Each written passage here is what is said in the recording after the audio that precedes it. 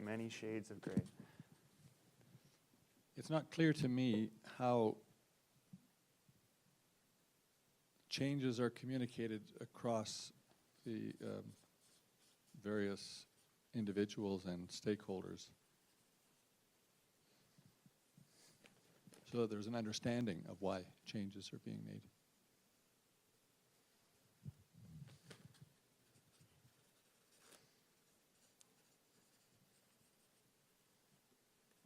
Yeah, so getting into what it's that historical knowledge and why is this taking place? That there's a lot of historical and systemic factors at play in the way the system works. So it is a challenge to address things that have taken place over generations to be where we are, and you know, that there's no easy answers to how to fix this. Mm-hmm.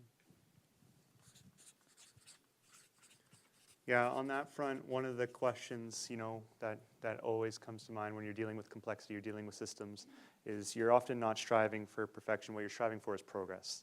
Have we moved the needle in a way that we needed to, that makes things better? Two things. One is that there appears, or I don't understand if there's duplication between the different review bodies, or I'm still trying to get clarity around the mandate of each body that does the review and the necessity of each one. And then the second part is I feel like there's a lens missing around how decisions are made from the different levels of decision making, as well as how our justice system fits into these processes.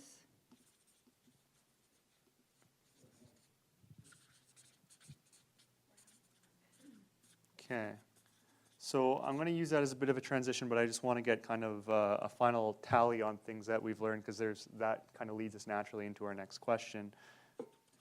But is there any other things that, you know, we want to identify up here that we've learned through this process? That families and communities need to be better supported throughout the death review process, and we need to find ways that they feel supported and ways that they can effectively share their story.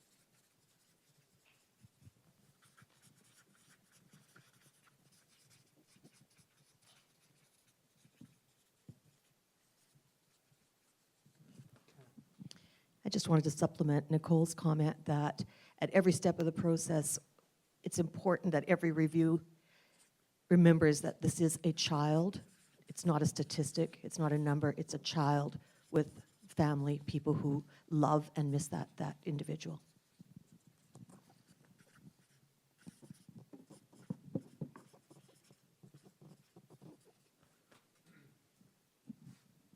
Okay, so as I said, one of the questions that Heather brought up is, you know, still having some questions around, you know, what's going around the decision-making process, how is the justice system involved, what's the mandate? So that leads us naturally into the question, what information is still missing for us? So if these are some of the things that we've learned, we've gotten lots of perspectives, we've gotten lots of insight from people, what are some of the things that, you know, we still haven't necessarily had answered? What's still missing?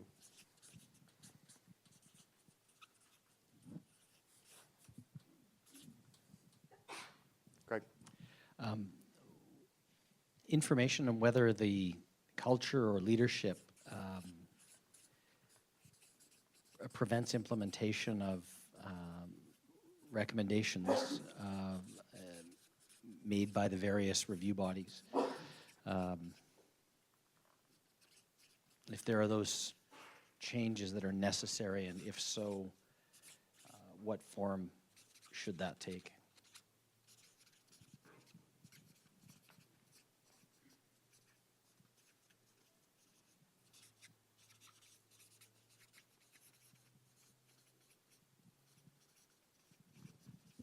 Okay, thank you. Over here. If there's best practices that other jurisdictions are doing that are driving better results than we are.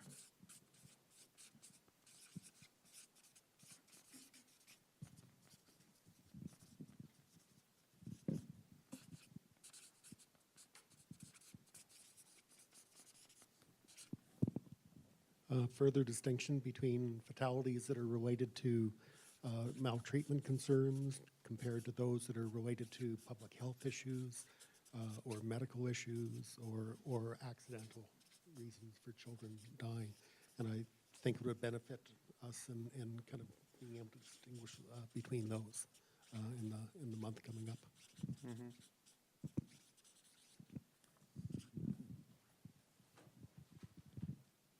Oh, Heather. I think also that's missing is the view of the frontline caregiver. So whether that's the adoptive foster parents or whether that's our child and youth workers who may potentially be the ones that find our children, and also what kind of procedures are in place to ensure the wellness of the staff when dealing with these scenarios.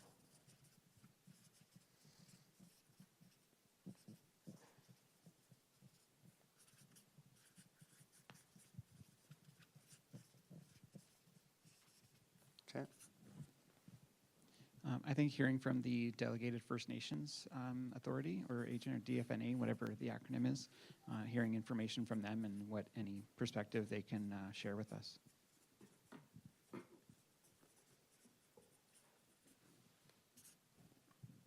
Anything from this table?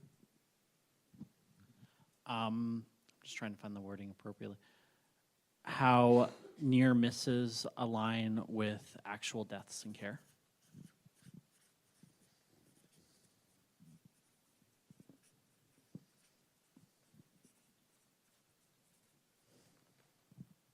How about over here?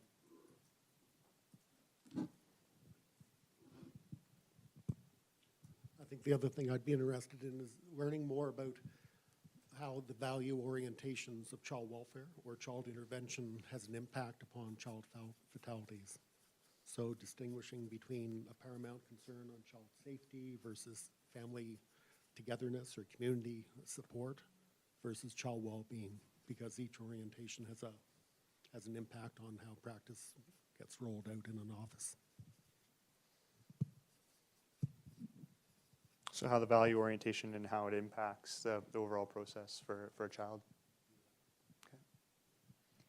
I think also information sharing. So I'm still trying to get a grasp or understanding of how the different departments are sharing and communicating information around the death review, and just looking more around like working with police and all the different players that are involved in these reviews, and ensuring that the information is being shared effectively.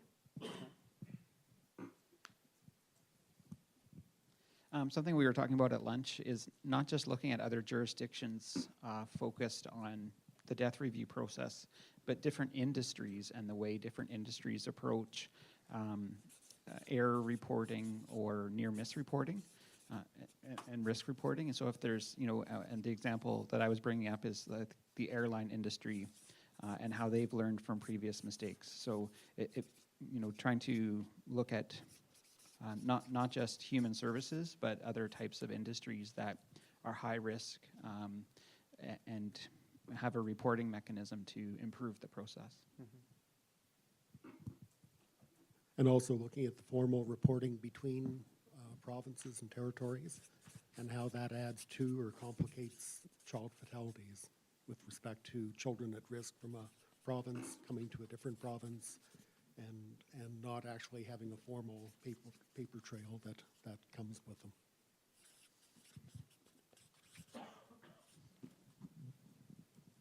Debbie? Building a little on what Heather said about information sharing, but expanding it to the multiple agencies and nonprofits that are sometimes involved with families, and learning a little bit more about those relationships and how they share information, how they work together. Are there any gaps, spots of concern?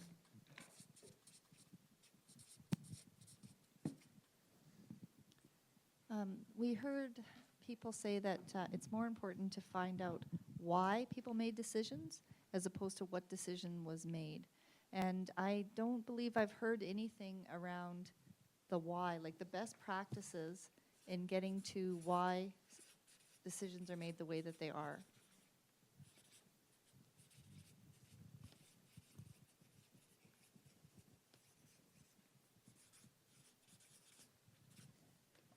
Maria? To me, it goes back to the information sharing as well.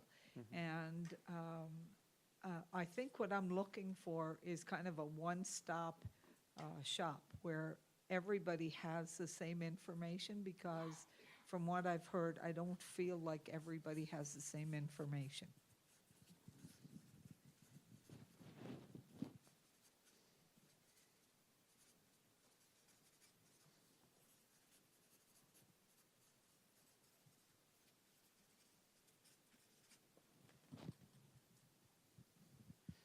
I think another area we can look at is in terms of recommendations. What makes a high quality recommendation?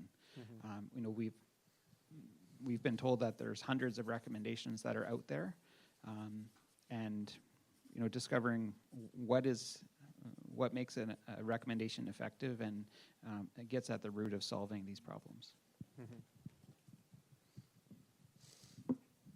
So I'll use that as another transition, because we're naturally getting into the follow-up decisional question in terms of some of our pieces. So we're now looking for one-stop shop. We're looking at what makes a high-quality recommendation. We talked lots about info sharing, looked at culture, leadership, and what's preventing implementation, what are best practices, what's the value orientation do in terms of the impact on the process. But I guess if I put the question out to you blankly and very frankly, what is it that we absolutely want to hear before we move forward? So what is that information that you absolutely want to hear before we move forward? It's things that we would bring to our next meeting.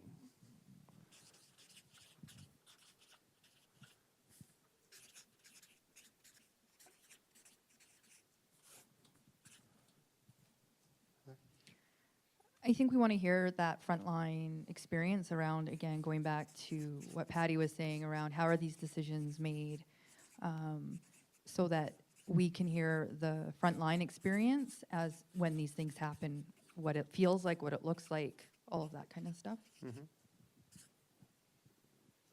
Maria?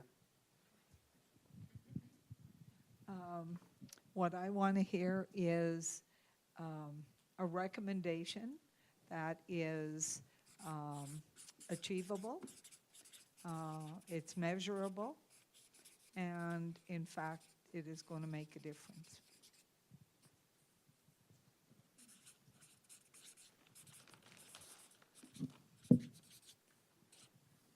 So if we think back in terms of the discovery, the information, what do we absolutely want to hear at our next meeting? Nicole? I'd like to hear more from the Indigenous community. I know we're going to be doing some of that in phase 2, but I think it's absolutely essential that we hear it in phase 1 as well.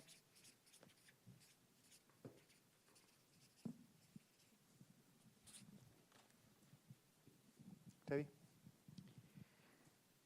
Trying to think how to phrase this. I'd like to hear the experience of a family that has actually had to go through the process, what it, you know, even if it's just a model or a mock-up, so that we could have a better sense of where all those pieces fit for that family and what it was like for them.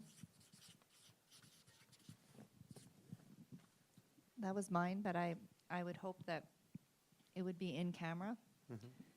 That from my perspective, this piece doesn't have to be made public, and so that a family can feel, or a family with all the identifiers removed that is being presented to us, that really does not have to be a public process for this panel to understand that.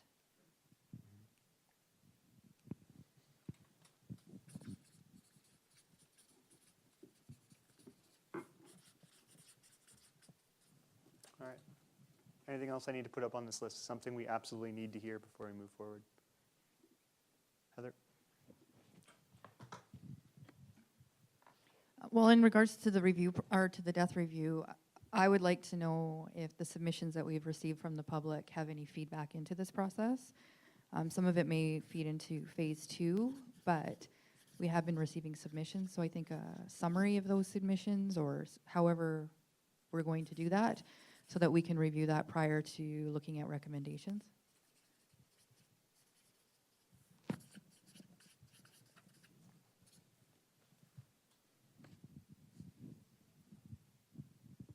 think it's on. And I'm not sure how this would look, but I'd like to hear or see something that would actually show the overlap between all the reporting agencies that they identify are duplications. So some type of description of what's essential for them to do versus what is getting duplicated by somebody else.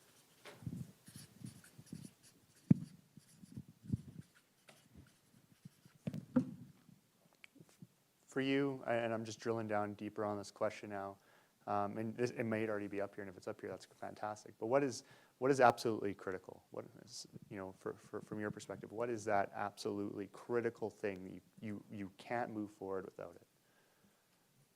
Debbie? I don't know if it's critical not moving forward, but I'd like somehow a timeline so we could pinpoint where delays are happening. So, this is where it happens, then there's this gap, why is there this gap, and kind of continuing from the beginning of a process to the end.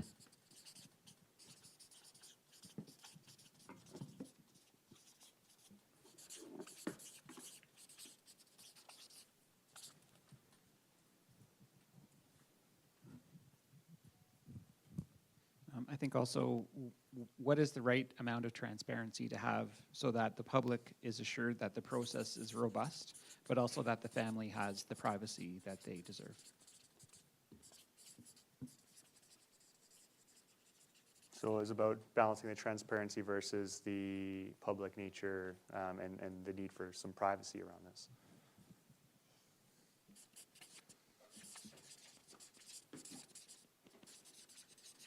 Okay. So just so you're aware, we're just talking about things we need to hear before we move forward. Anything else? Again, anything critical that's not up there that you haven't seen or you haven't heard yet?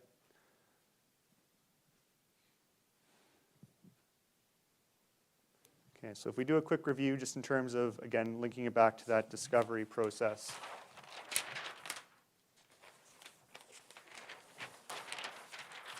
We've learned a lot up to date.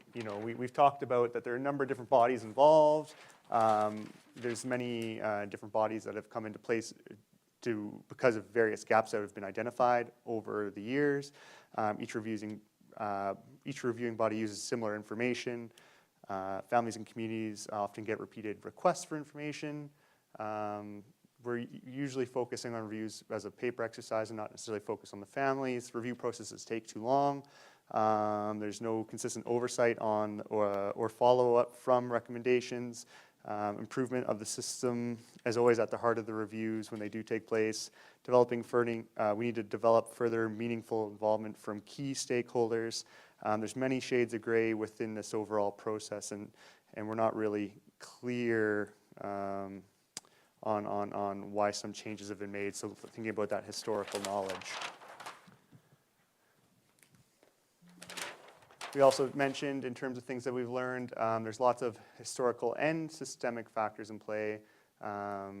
We need some clarity on mandate, lens around, why decisions have been made, how is the justice system involved. We need to look at how families can be better supported and think about every step along the way. At the center of it is a child. In terms of things that are still missing for us, we talked about info on whether the culture of leadership prevents implementation of recommendations of reviewing bodies, what are best practices of other jurisdictions that are driving results, further distinction between maltreatment deaths and then also deaths regarding medical, accidental, etc. View of frontline caregivers, what is it? What procedures are in place? We need to hear from First Nations authorities in terms of this process. We also want to look at how near misses are aligning with deaths. We want to think about the value orientation. So how does a value orientation impact the overall system? We also talked about what's missing, info sharing, a lot around info sharing. So how do different departments, how are they sharing info? How do different industries approach error or near misses? What are some of the formal processes for sharing information between provinces? We need to extend info sharing into also some of the agencies and nonprofits that are existing in this world. We need to hear why decisions are made. We need to, we want to hear from someone from a one-stop shop where everyone has the same information and what makes a high-quality recommendation. In terms of, as we move forward, things that we absolutely need to bring to the table, we need to see that and hear from that frontline experience and see how decisions are made. We want recommendations that are achievable and make a difference. We want more Indigenous community involved in this process. Experience of a family going through the process, so this doesn't necessarily have to be public. It could be in camera, or we could scrub information out for, thinking about the safety and the privacy of those families. We want to look at how the public submissions are having an impact on this process. So what is information? How does it relate to phase 1? See something that eventually shows the overlap of the agencies on a similar vein. Look at the timeline. Where are the delays happening? And what is the right amount of transparency versus family privacy? Was there anything that I missed there that you feel is important to capture before we move forward?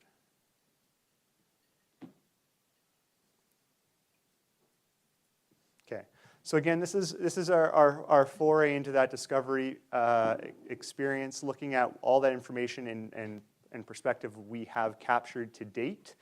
Ultimately, it is in that discovery process that starts to really become reflected in the definition process. So the definition piece is where we refine where the areas of focus are, where do we see key issues, what do we think we need to focus on as we move forward. So in order to transition to that mindset, what I would recommend is taking, if we can take about a 9-10 minute break, come back and have our focus move away from the things that we've learned into really identifying what we think the core issues are in the system. Does that sound good for everybody? All right, perfect. Thank you.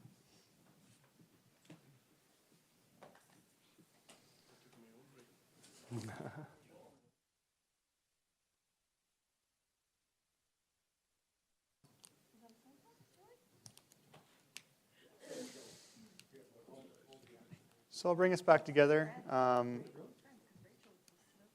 back into the facilitation space. The one thing I would say is I read a great book called Chaos Theory, and it talked about, we have those moments of insight when we get into those soft spaces, those white spaces where, we're not necessarily thinking about our intended focus. And so I sent you to a break, and I want to make sure coming out of the break you didn't have a great idea that really captures one of our points.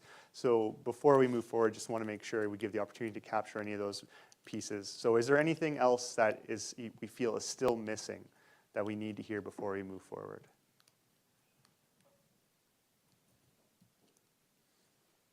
Okay, nothing.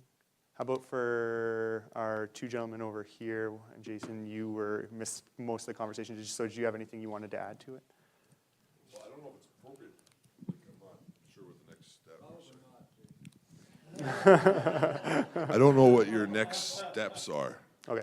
So, but one concern I do have is still the whistleblower protection piece before this is done. We have people coming forward at a rapid pace that I think have value at both stages, probably more to the next stage, but we still have not addressed, and in camera does not address that issue. If we have people that want to bring forward information to this body that don't want to do it in front of their boss and are concerned about the consequences to themselves. And I know for sure that there are several people that would like to do that, and I don't know the process that will be there. And we had that in our agreement that we would be able to comply with that. Okay, thank you very much. Prop? I think everything is already been covered. I actually appreciate that. I think that's very, very important, like a Whistleblower Protection Act for the staff and for all the workers, and right. So everybody gets justice they deserve, especially children. Okay, going back to Jason. And then one more, and again, maybe we talk about it when you're done your process, but we have not established how we're going to deliberate through this process. Maybe this is how we're deliberating through this process. It'll take me a while to wrap my brain around that, to be honest, but we have not established how we're going to do that, and it's pretty tough to begin to prepare how we're going to bring recommendations forward and how we're going to have that debate. Yeah, thanks, Jason. Those are good comments. The other related issue is I've been approached by a former employee of Child Services who has moved on to other another career, but is willing to speak on his own experience of the issue. So is that an option, or what are some of the constraints around that? And if I can just make a comment as chair on that issue, that we are, I know the Secretariat is looking at, various ways that we can make sure we're able to do that and work with the different players and even the unions, that kind of thing, just to see how we can make sure anybody coming forward is feeling that they can say what they need to say and that they will be protected. So we'll be taking that forward for sure. And any suggestions, please bring them to me. Input's always helpful. So thank you. All righty. Last call. All right. So as I alluded to before the break, and sorry I missed the piece, but in terms of our afternoon, we're going to be focusing on really refining our knowledge, our understanding, all these great perspectives we gathered, and trying to define what we are seeing at this stage in time, this preliminary stage, what we think are the core issues.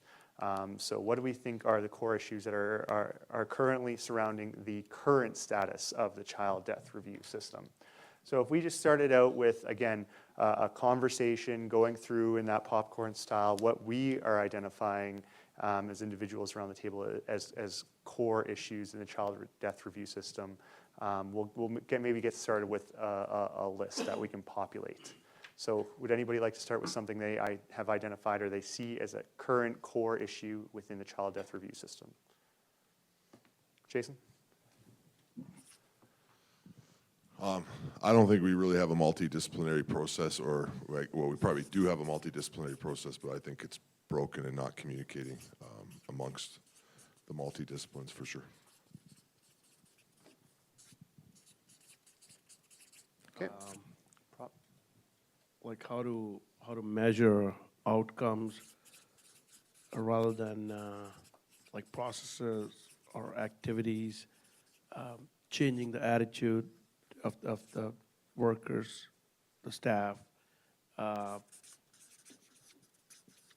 like those kind of things, right? It's like not my problem. Like I don't know how to put it in nicer words.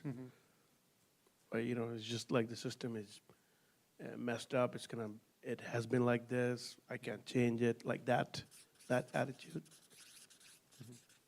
right? Like it's not gonna be overhauled, like hauled overnight kind of thing. So, let the status quo be status quo. Like So some of the rigidity that might come with yeah, that. yeah.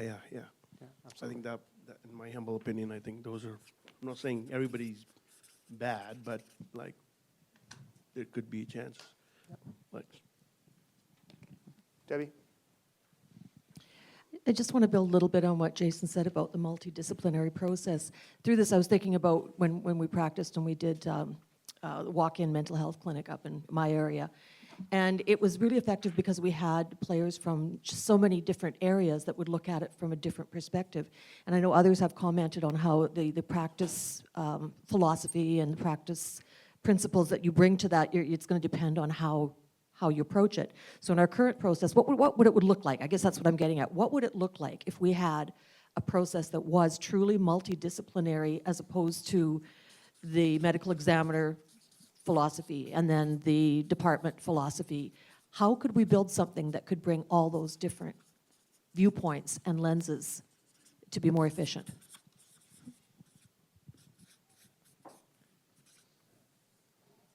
Over here. Well, building on what Debbie said too is thinking about the duplication of the review processes that we have, and with the different disciplines kind of somewhat in silos, perhaps streamlining the number of review bodies that we have so that there is a more comprehensive multidisciplinary approach. Yeah.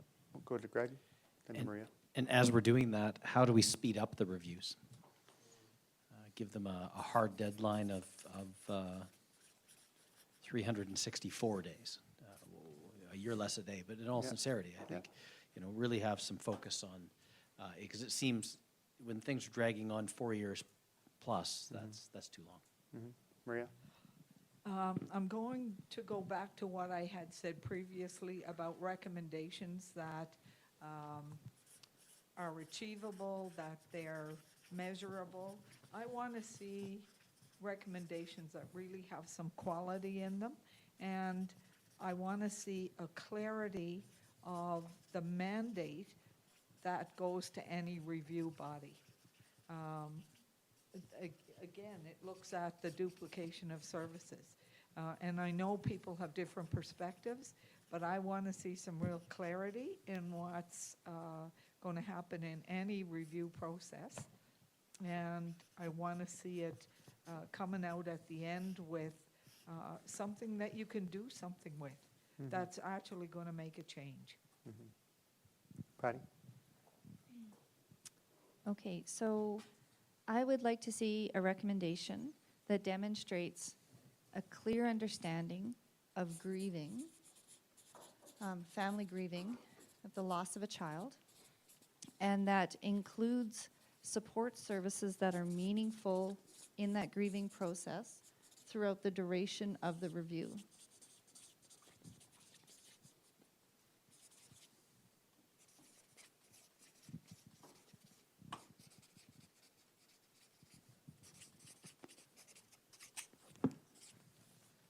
Jason? I think we need an external process when it comes to the recommendations from the review process. So not an external process that's trying to point blame on the specific case, but some sort of accountability mechanism for what has come, what comes out of the review process. As far as implementation, the fact that we have a large amount of recommendations that are not being implemented, and those type of issues.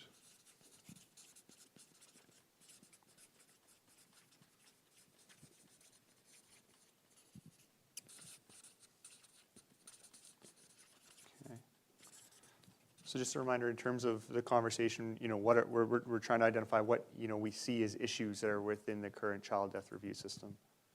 I want to ensure that the Indigenous communities have a voice in the review process.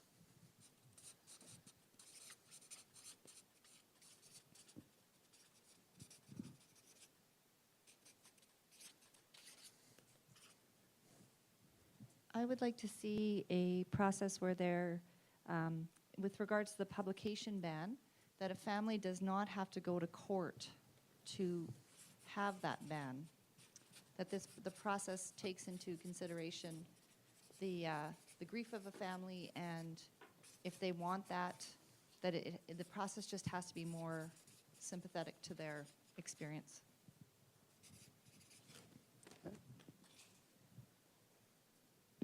Maria? I want to see some kind of process that provides support to any of the staff that are involved in this kind of situation. And again, I speak from my own experience in corrections, that if you don't provide some kind of support, you lose incredible staff. And you should be learning from an experience, not being driven away because you're not supported. Other issues that we've identified within the current status of the child death review system? Greg?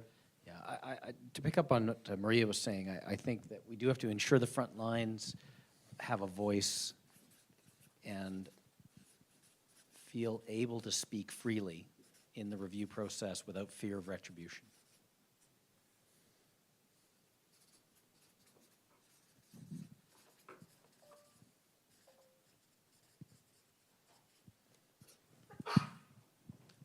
A clear distinction between types of child fatalities, between public health issues, medically fragile children, maltreatment, and homicides, and making sure that that's clearly distinguished, and perhaps different approaches, different timelines for each one, depending on complexities. Jason? The clarity issue's been mentioned, and it's very important, but building on that, I think it needs to be clear within the system who owns the process part of that system. It's very, I find it very tough to understand who owns and who's supposed to make sure this happens. Where does the buck stop? Okay. Patty, did you have something you wanted to add? Okay. So I'm seeing lots of different topics come up, all with many different unique elements to them. So, we talked about multidisciplinary process and it's currently broken. How do we measure outcomes, changing attitudes, rigidity? What does a true multidisciplinary process look like? We got duplication, the speeder reviews. We want to make sure that there's clarity in terms of mandates and recommendations that are achievable and of quality. We want to have a clear understanding of the grieving and the loss of the child and have support services throughout the process. We want external processes and accountability mechanism for recommendations and because we're seeing large volumes of recommendations not being implemented. We need to make sure we have an Indigenous community voice involved. We want to make sure that we have, that the family does not have to go to court for publication bans, process to support staff who are involved, ensure front lines have voice without fear of retribution, clear distinction between various definitions of death and different approaches for those, and then clear who owns the process. So there's a lot of different material there, there's a lot of diverse material there, which of course gives us the challenge that I'm sure that you instinctually feel around how do we find the common ground, or where is the common interest, what do we want to commonly look at. So I would like to introduce an exercise where you take a moment, you can look at this list, but then also reflect individually on if you had to come up with the top 3 issues as you can identify them around the current status of the child death review system, what would those top 3 be? So again, it's the top 3 issues that exist around the current status of the child death review system. And what I'd like to do is I'd like to give you the opportunity to put those on cards. And we'll see if there's any synergy amongst you. So it'll be a great opportunity just for us to organize where do we have people who are thinking along the same vein, and where do we see maybe some differences and some uniqueness. So I'll hand out these cards. I'll give you 3 each. The one thing I'd ask is you keep 1 idea per card so it's easier to sort them. So don't put all 3 of your ideas on one card, put 3 of them on a cards. Or put 1 of them per card, and I'll give you 3 cards. I'll also give you some markers for this process.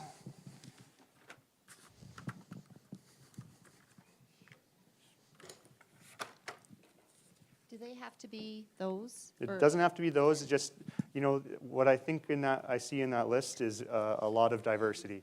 And so let's use this process to find where we're seeing some synergy. Yeah.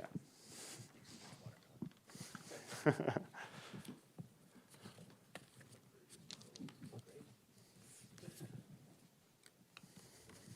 a marker.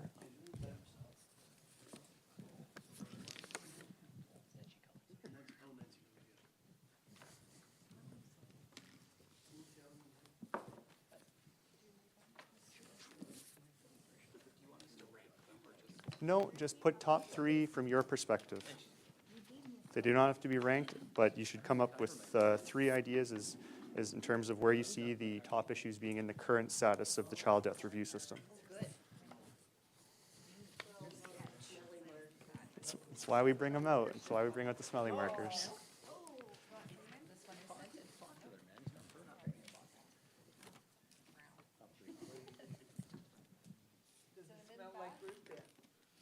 I think, is that cinnamon, that one?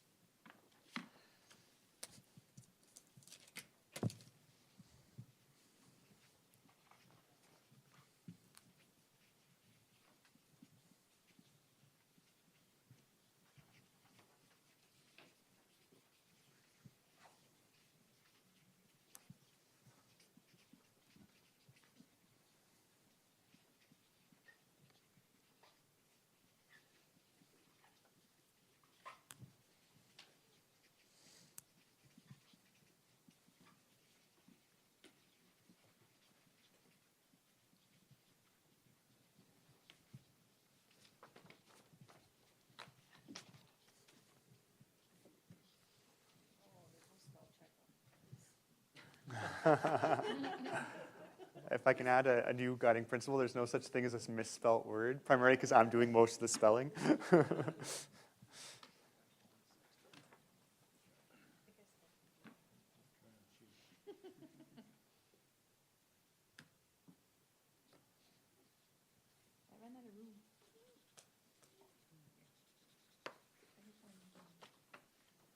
All right. Just a show of hands, who's come up with their 3 and has them transferred to cards? So I'll take those from you. Thank you. Not a problem. Take those from you.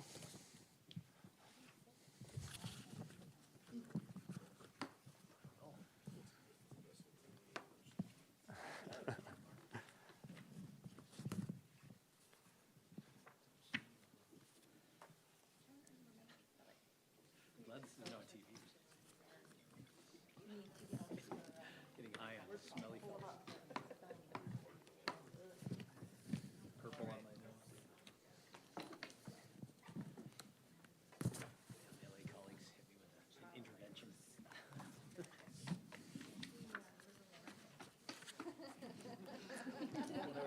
Perfect. I'm afraid I gotta be in Calgary. Well, Lear's not gonna be there. So I might sign.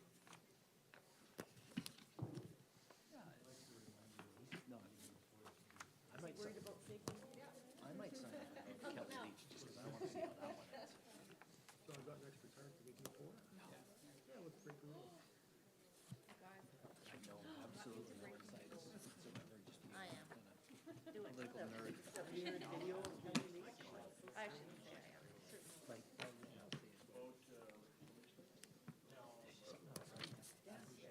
like I actually just wonder from a. I mean, we've been get the kind of weird. I think I was. Yeah. Scrummy or whatever. I kind of get it. Yeah. It wasn't organic. It was. I know, eh? Weird curve. Thank you. I get it. You can't memorize something, so you go read up the cards, and that's fine. You know, what my campaign team is, we take it on. I was just thinking the same thing. I'd like some. Those the cards, mostly from your table.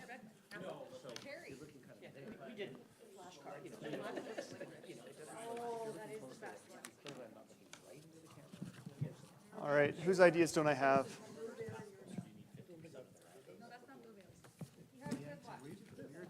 You've never smoked Oh, yeah, it's all good, thank you.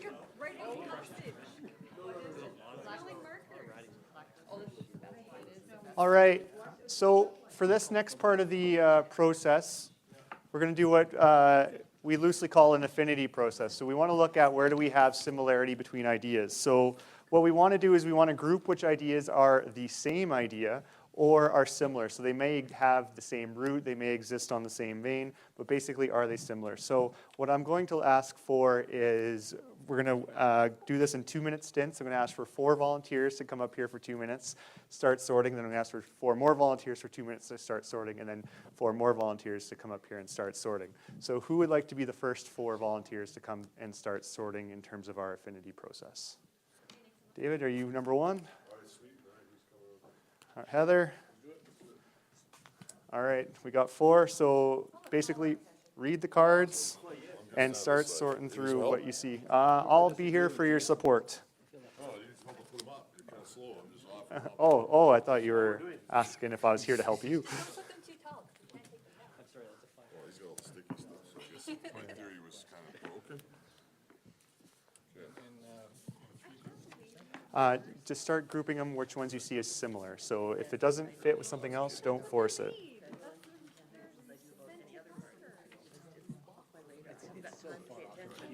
Yeah, that's right. That's right. And this one, Heather.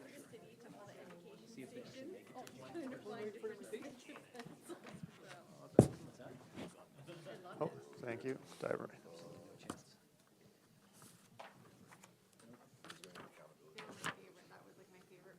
Duplication of overlap review. That one's cherry. Blueberry. Oh, I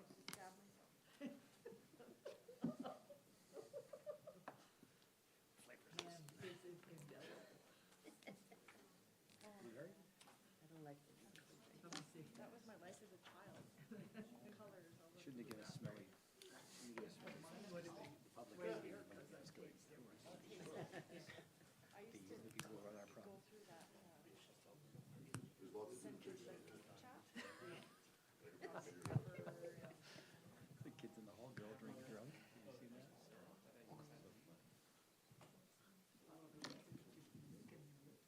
Well, yeah. Yeah. Yeah.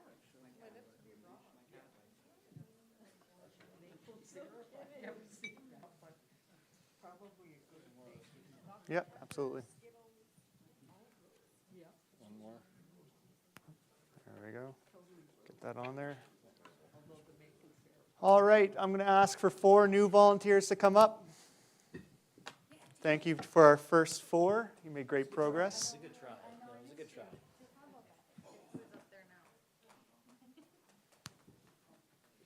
So again, we want to look at the columns. We want to look at anything that's outlying, see if it belongs somewhere.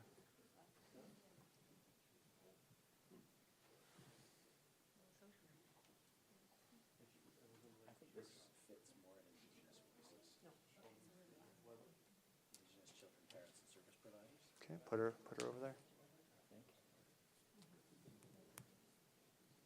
You have one here, speed or review. I know this one. There's one that's up here that says takes too long. What else we got here?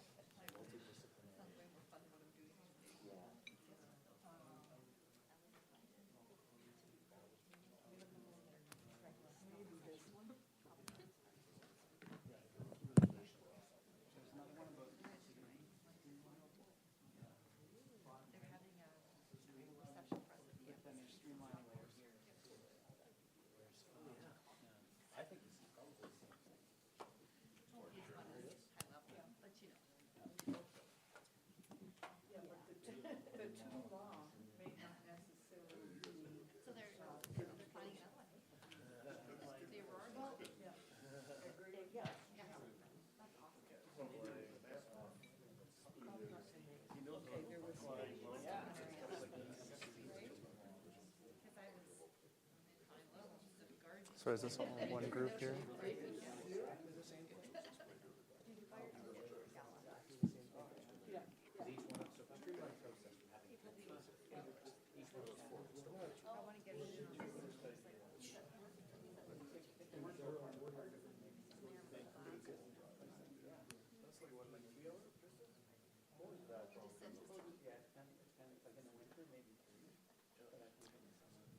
All right. I'll get if you haven't volunteered yet, you're up. So I'll get the remainder of our people who have yet to volunteer to come up.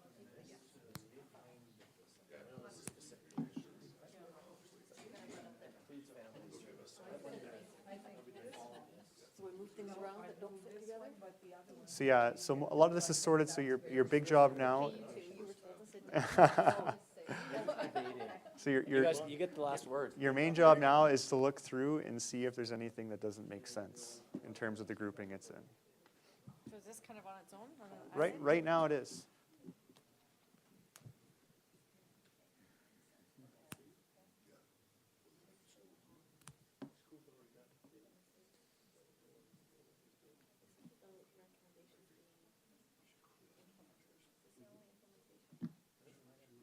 There's one over here.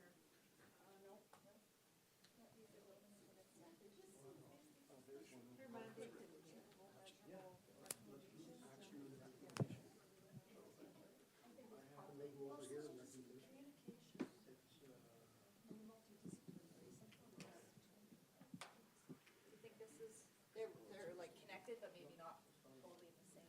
They might be similar but different. Recommendations, yeah.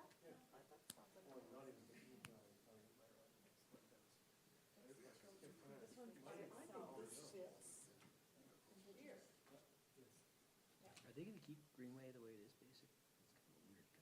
It's kind of a weird constituency.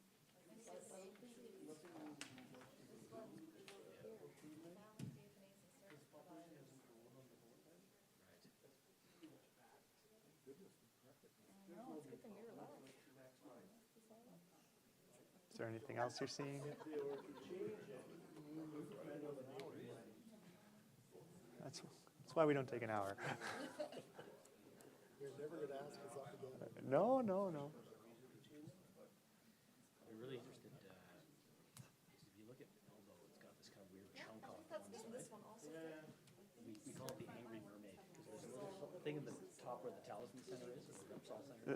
The one that I would wonder though is there a distinction with the Indigenous community that's being made here? Because there's a lot of voice being lent to that right now.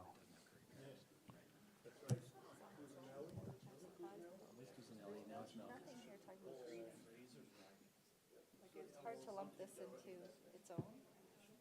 That one is a standalone. Yeah. Okay. All right, I'll ask you to sit back down and we'll take a look at these as a group. We'll be pretty competitive.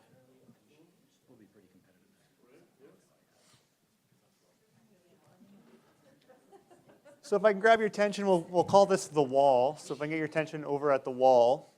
We have right now 1, 2, 3, 4, 5, 6, 7, 8, 9 clear categories. I'm not too sure if 2 of these are maybe subsections of another category. We have one around how the outcomes driving decisions and parts of the system's layered responsibility, another one around speed and taking too long that might be related to another piece. But basically, now that we've kind of got some similarities grouped, what we want to do is understand what is the common interest here. So if I was to look at, take one of these, and if we were to basically come up with a conceptual title that spoke to what is the common interest, that's basically what we're going to do. So if I look at these 5 cards here together, we say multidisciplinary death review, external duplication of investigation, duplication plus overlap of review process, common or many different agencies instead of a single multidisciplinary approach, and duplication. What do we see there as, or what are the key words that we're hearing there? What key words popped out at you? Duplication. What else? Did you hear anything else?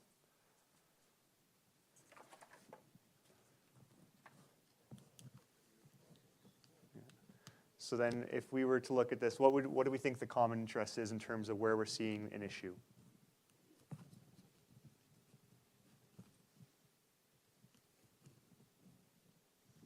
Too many agencies doing the same thing.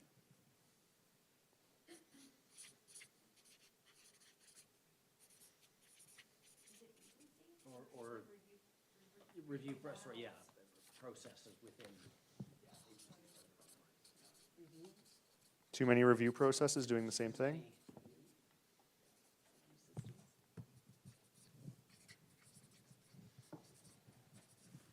So if I put this up here, and it says too many review processes doing the same thing, does that conceptually capture what we're getting at in this column? Is there any objections? So I think we still have to have a word around like a panel or too many committees doing the same review, something like that. Sorry, when I think of agency, I think about like our community partners. So that's the only reason I flagged that word, but. Yeah. So right now I got it as held as review processes. I could put in brackets, panels, some sort of word. I agree with that, but I also think there's 2 things in that pile in some ways. There's a duplication, but there's also, for me when I look at it, the fact that the communication, the links between the multidisciplinary portion of it. So assuming that we're not getting down to only one, so part of that is talking about how it's not working between those different groups that are doing the multiple reviews. Mm-hmm. Yeah. So you're seeing a communication issue in here? Yeah, Okay.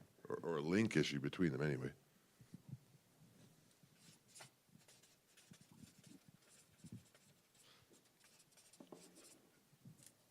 Okay. So let's look at the next one. I'll pick on an easy one for us to get started as a group. So right now we have this a large category, lots of information coming in here, and we have Indigenous communities have a voice, Indigenous voices, all involved voices must be heard, Indigenous experience, voice of Indigenous communities, review processes that include families, DFNAs, service orgs, meaningful participation in quality insurance, meaningful involvement in Indigenous children, parents, service providers. So what key words did you hear in this current category? Indigenous voice. Indigenous voice, absolutely. Experience. Other keywords? Meaningful. Debbie, you mulling over something? Yeah, I'm kind of troubled at lumping it together that way because I don't think it quite gets at the problem.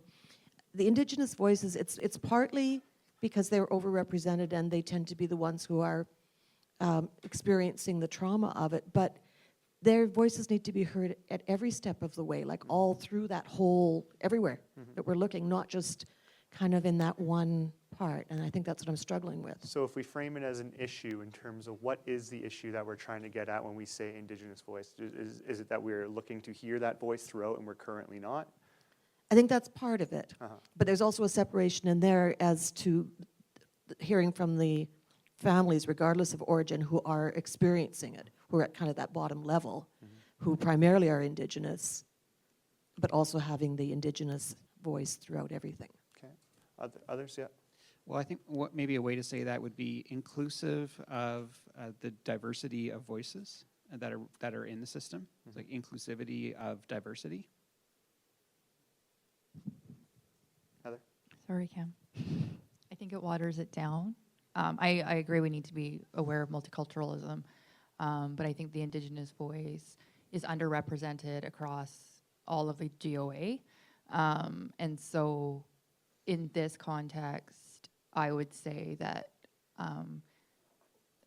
the Indigenous community is a leader in the death review process. And then a secondary would be all families and communities are heard. How do people feel? What are you thinking? Remember, silence isn't an equal agreement, so again, blank stares, so let's get some verbal, some physical cues. Cameron?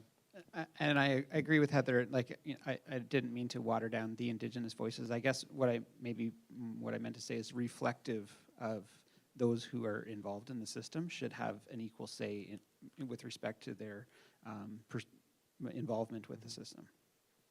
So we have maybe two here. One is we want to make sure that we have Indigenous voices experience leadership throughout the review process. And then the other one is we want to be inclusive of all voices.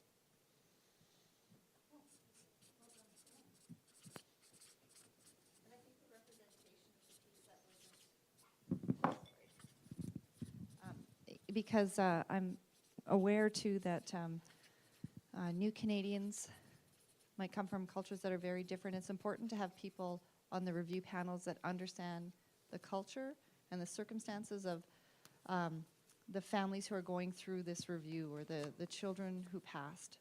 And so knowing that Indigenous children represent up to 73%, the Indigenous piece is critical. We just can't lose the cultural voice of other families as well.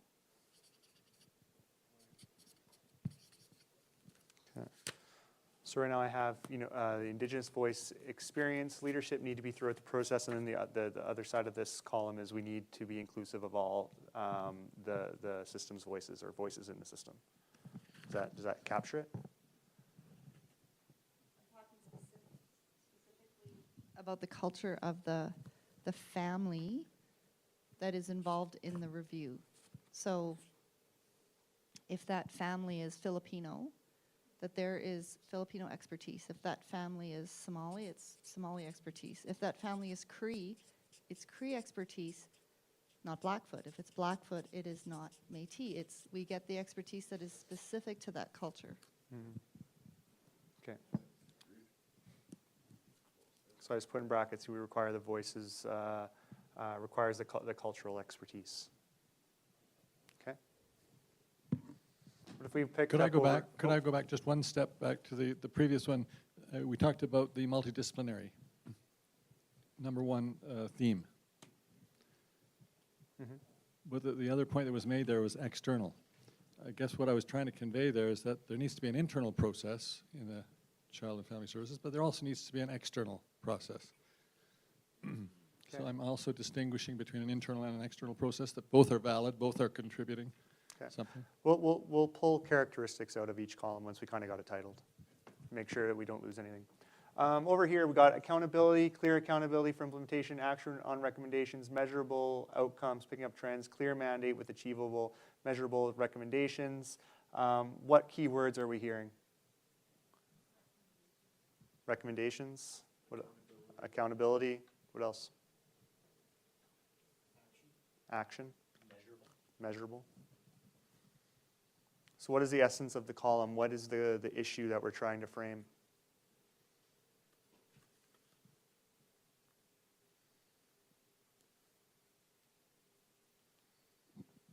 What is the outcome of the review? Where is it going afterwards?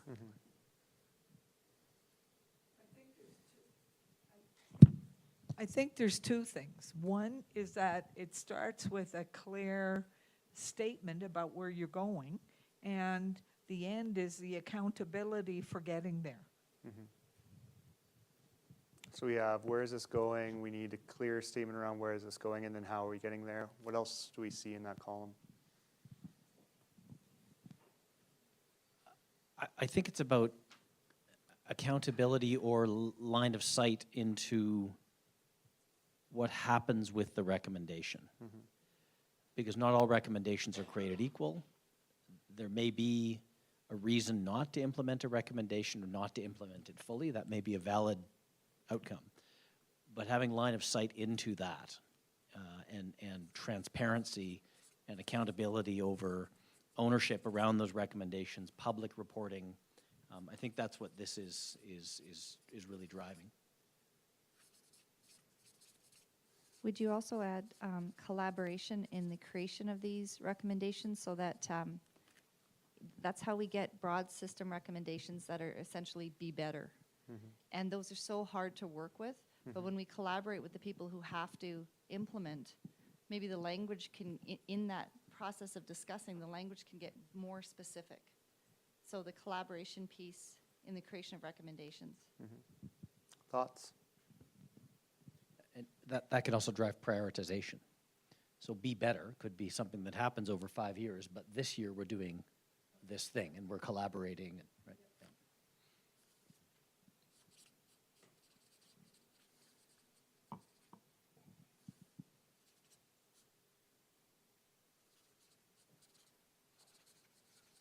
Yeah. Okay.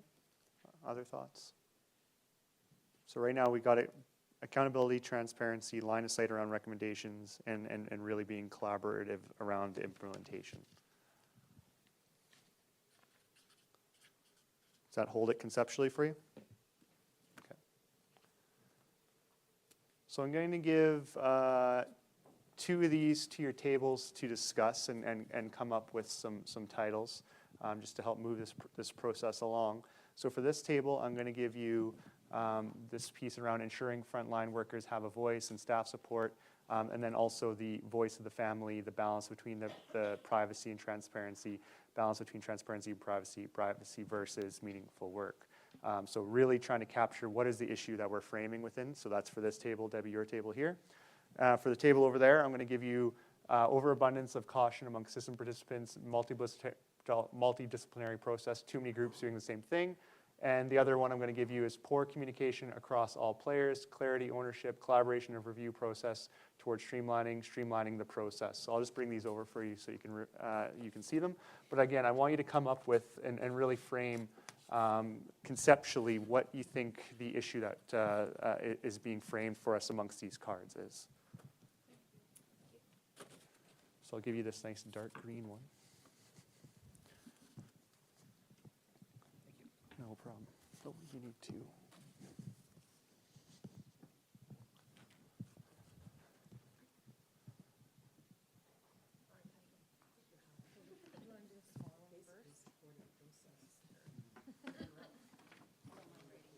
That's right.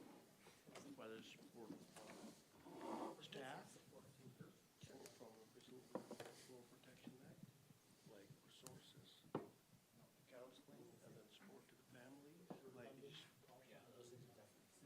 right? And like the person, the family who's in grieving, like spiritual support, like all those counseling, Duplication again. right?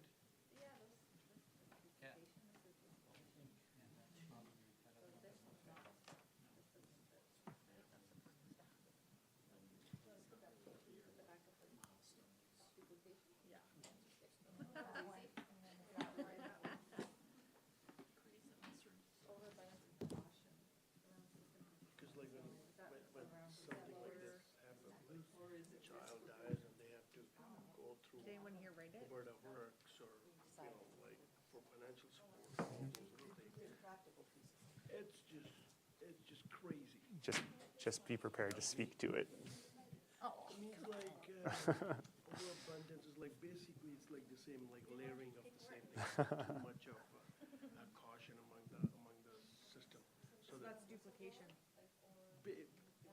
it would cover that, and also it's like, too much like, too much politically correctness and too much like that kind of stuff, and then somehow like the things fall through crack because like nobody wants to take. So the question you might want to ask around these ones is there Nobody wants a to take unique thread that chance that, pulled them together? I don't want to be making newspaper tomorrow. And I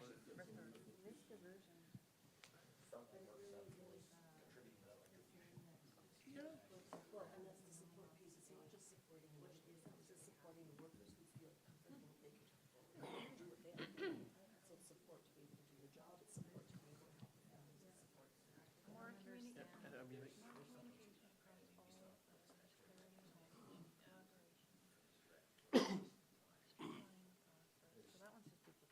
Collaboration and review.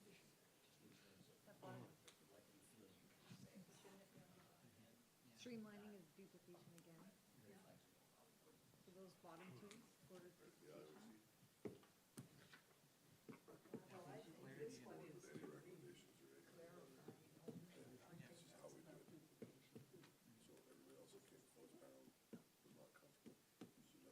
Well, is it though, because the clarifying of ownership and communication process, to me, this is more.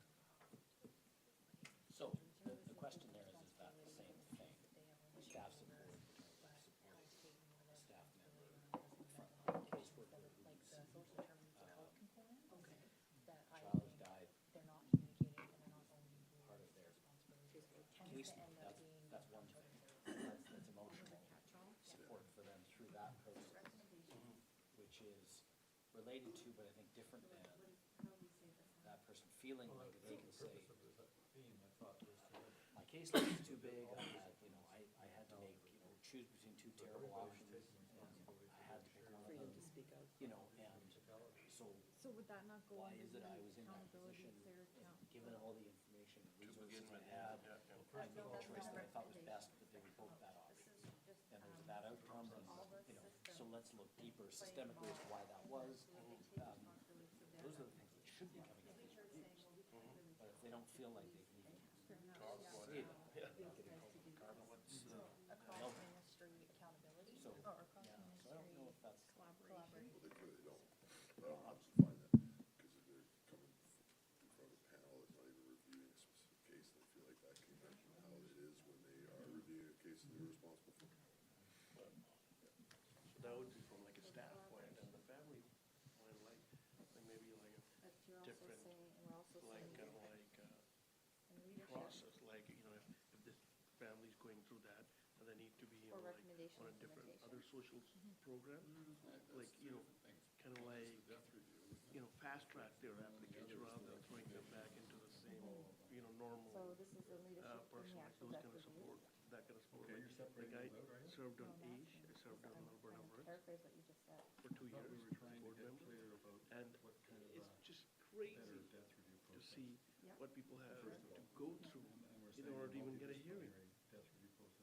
Right, and can you imagine if somebody just went through that So lost this their is like job, within, now they're But that's not what those seeking say. another financial assistance or. So we're other trying to social paraphrase what assistance, those and they have cards to go say through rather like the than same put our spin on it. BS, basically. So maybe fast tracking for them kind of thing. So what's the essence of the column? What's it getting at? we don't feel like there's a lot of connectivity between What, the all cards? these different cards, and so I think that's where, this is all duplication again. What should have been up there, duplication, we feel. thought it was collaboration we were talking about. No, they say clarity and ownership, and then poor communication between all Across all players. So do you think on all the different death review committees, the communication is poor? Maybe that's what this means? So we did distinguish that, and so there are two things up there I speak to Yeah, that. so these aren't a standalone, they go up on there. So we feel they fall under there? It's your call, it's your content. I think they do. It almost seems like the corollary of duplication.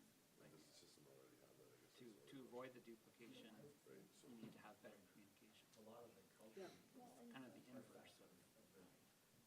So my thing is, though, is that we could have a death review done by any one of these groups.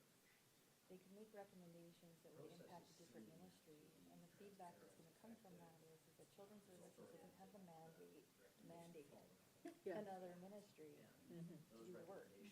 So there has to be a cross-ministerial agreement to implement recommendations from this panel. And the only way there would be that is if all the sectors were part of the death review. To have them all at the table from the very beginning. That's it. That's what I'm trying to Yeah. get. So the big, We've got that. Therefore, their collective recommendations are gonna go to all the ministries that were involved in that decision. So a cross-ministry collaboration, leadership within the death review process and implementation of recommendations.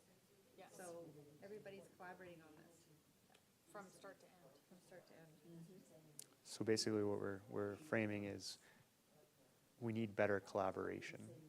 You know, that's the issue. There's lots of players involved, but they're not collaborating effectively. In the death review process. In the death review process, yes. In silos, they're not all coming together. Okay. This is an ecosystem. And you got rid of your other column, right? So you're pretty much good to go? Okay. All right, we're going to take 2 more minutes, so try to come up with a title for your columns.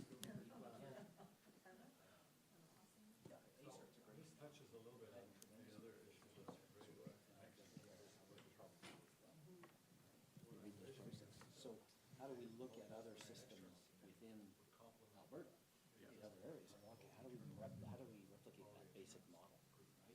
And this, I can assure, I'm certain that the city officers involved in that should be thrilled to be involved. They'll be at the table. Well, that's just really stressful, it's family and him and everybody, and I guess it's why they got a union that have different things, but I guess what I'm saying is, should take that into account, but you all, there's a point where you go too far, it wasn't really a review, that you're never gonna be able to eliminate the stress of the people that were involved with that child that died, with the nature of the review, and there are questions that are being asked that are tough questions that have to be asked. So, having measurable standards and timelines in some fashion, and even milestones. And I thought, I think that's the major, yes, and I agree with Jason, we can eliminate the stress, but if people know how the process is going, sort of outline. Which column are you working on right now? To support the families. I used to investigate legalities for a lot of Well, and separating the resources to 7 different places rather than bringing it all together like this. concern for the staff that had been there, all those people that were part of the system. And then everybody does their investigated, or somebody else was coming in there dealing with that, and we were getting it, we were, why is that guy dead? What did the supervisor do to do all that? And I don't know actually if you can do both at the same time. I mean, it's tough to be the person trying to find the answers to the why, but at the same time, trying to keep care of the emotions. and you can make that So, decision. to me, maybe the system has to have something that triggers that the right people come to deal with that. But I don't think the person doing the review can't do the review all the way while trying to comfort the family and deal with the emotional issues. So it's like we need to have the resources that come to deal with that at the time, but the investigation still has to be made. So the issue right now might be that we don't have the resources for the emotional support side of it. We have the investigation. It's everything. The freedom to be able to speak, it's to be able to, if you're retribution, it's support across every piece of that process. And it has to be open and transparent all the way through. So my question is that, well, part of it, like a component of it, but the actual review process, is that smart for that to be its responsibility, or should it be within the process that there's another entity or something that participates in the process that's keeping care of that? Well, the people that are there trying to review the facts of the case, because how much can you be talking about a dead kid? These facts are often horrific, and I don't think that you can balance both of those responsibilities. You know, police officers, that's why they have victim services. The police are trying to investigate the thing, victim services is coming and dealing with the people that are, dealing with horrific circumstances, so the police officers can do their job. I agree. I think it branches from the same root, but I think it branches. So it's just capturing what we see as the issue. So if, like, it sounds like you have a pretty clear idea around what the issue is. Ensuring that all stakeholders receive adequate support in this process and are able to have somebody advocate so their voices can be heard through the process. And so that's I up don't know how there. to do that, but I That's think one of that's the what other we're trying to say. issues. We want them to be It's up there. supported, we want to make sure that somebody can advocate to make sure their voices are There heard. you go, put it down. Somebody that writes better than they should write that. And then what about the other one around the balance between privacy and transparency? Yeah, my writing's terrible. You have to say it all again. I was supposed to be doctor, so I can't write. Making sure, remember I said, ensuring that all stakeholders are receiving the support they need during the situation and are being advocated for so their voices can be heard in the process. I think that's what I said, something similar to that. Yep. What's the other one? The balance between privacy and transparency. Well, that is it. I mean, And committing to that. So are we seeing it as one column? Saying that, I'm not so sure, no, I think the staff support piece is the internal staff, and then you know, that voice of the family, the balance of privacy, transparency, almost goes up into the accountability in some ways. All these bodies that you're talking about? Yep, everybody gets together. And 6 months after well, so in some ways balancing privacy and transparency also goes into accountability. Because that's, I mean, not only do we have to do the right thing, we have to be seen to do the right thing. that's why there's so much Yeah. trouble with AI, or at least why the public has no faith. It's because often they're, What was the other one? Privacy, transparency. I'll give that to you. Yeah, sure, I'll give it to me. My, you know, not just this. I don't think that they're redundant in that perspective. I think they're redundant in the initial examination when they're looking at all of the exact same information. But the different perspectives are important, I would say. Which deaths? In care or out of care? In care. All of it, because in the initial assessment, you might find that the child was medically stable, the quality of care was good. Everybody will agree, there's no second part of this. But in the case, and one of the things that I wanted to bring up was, there has to be certain reasons kids die that absolutely there has to be a review. So if a child is abused, it's a result of abuse, there has to be a review. There's no subjectivity around that. Yeah. I feel the same about suicide. Yeah. If a child commits suicide, there absolutely should be a review. Not negotiable. There should be triggers. No, but you're right, Tom. You're right. My mind is the public will accept the need for privacy, trusted. Okay, I'm bringing us back together in 1 minute, so be prepared to speak to the column and how you titled it. Argue about the reason why some of them don't. Whereas when there's a police shooting right now, go back to that example earlier, you don't hear, they don't even hear their trust in the body doing it, like they feel enough trust in the body to do it.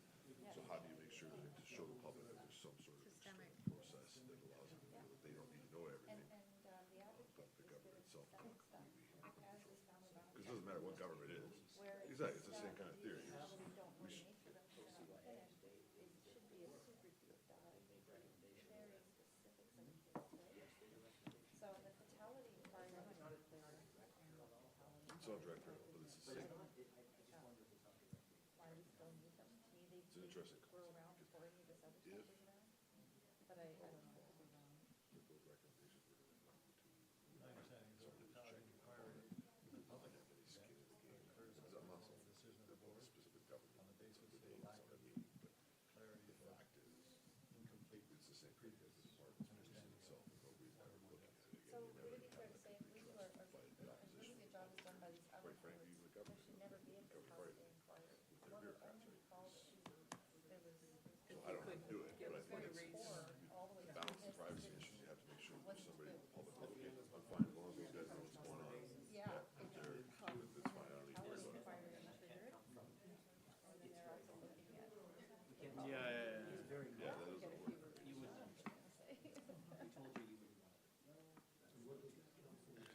Let's get something down. We're trying. Yeah. Which one? But it's balancing privacy plus the right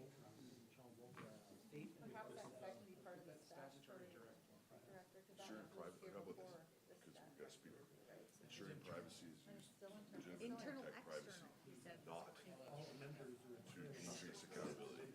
Does that make sense? So ensuring privacy is being used for legitimate privacy reasons, not to decrease accountability. Kind of like sums it up. Made it up on the spot. I'm the Perfect. facilitator. That was content. Alrighty, so as I said, I'm going to bring us back together. And so for this part, I just want you to give us a reminder of what column you had and then what you came up with for it. And we'll have a discussion about that. So if I start with the table right in front of me, we already have one of your cards up here, and it says, to ensure all stakeholders are supported through the process and advocated for their voice to be heard. So can you just give us a little insight into the conversation that helped you come up with that card? Yeah, we feel this issue is actually two related issues that branch from the same root. When stakeholders, and it's a broad term, we really talked a lot about staff are involved in the death of a child in care, they need psychological supports to go through that. That will be a difficult process for them. And at the same time, they need a supportive environment where they feel that they can share their actual views on what happened, how the system can be improved to avoid that happening again, and to do so without retribution. So those are I think, rooted in support, but two different processes, maybe even served by two different sets of people. One's perhaps a cultural issue, and one there is an actual support group that would ensure that staff, in this particular case, staff are fully supported. Okay, perfect. Any questions about this? Does this hold us for you? Yeah. All right. So what was the next one you had there? Oh, I already got it up here. Privacy used for legitimate reasons, not to avoid accountability. So give us some more information around that. Give us some insight into your discussion. Well, we were having a discussion about sometimes the privacy piece could be used as a smokescreen, not to, as the ability to be able to dodge the issue a little bit and as a convenient excuse. But at the same time, we have to recognize that privacy is absolutely critical to the process, and we don't want to break privacy, particularly people that are going through the circumstances that we're talking about. So I think other than that, it's pretty self-explanatory that we should be making sure the system is using privacy to protect people's privacy, not to prevent accountability. And then, the other thing we talked about a lot on this one was the trust in the system. So there may be a way to, the public needs to be able to feel that that the people that are reviewing that ultimately are not using privacy as a smokescreen, and whether or not they are or not. But if the public feels that they might not be accountable, there may be something that's not being transparent going on, and they don't trust that process, then they won't accept the fact that we're using privacy. Whereas if they do trust the group that is reviewing it, then they'll, and they're like, okay, those guys are looking at it, we're comfortable with that, and they won't need to know everything. So how do you accomplish that? So I think that's what we talked about, right? Yeah. Does that hold it for you? Are there questions around that? I see some agreement. Heather disagrees with me.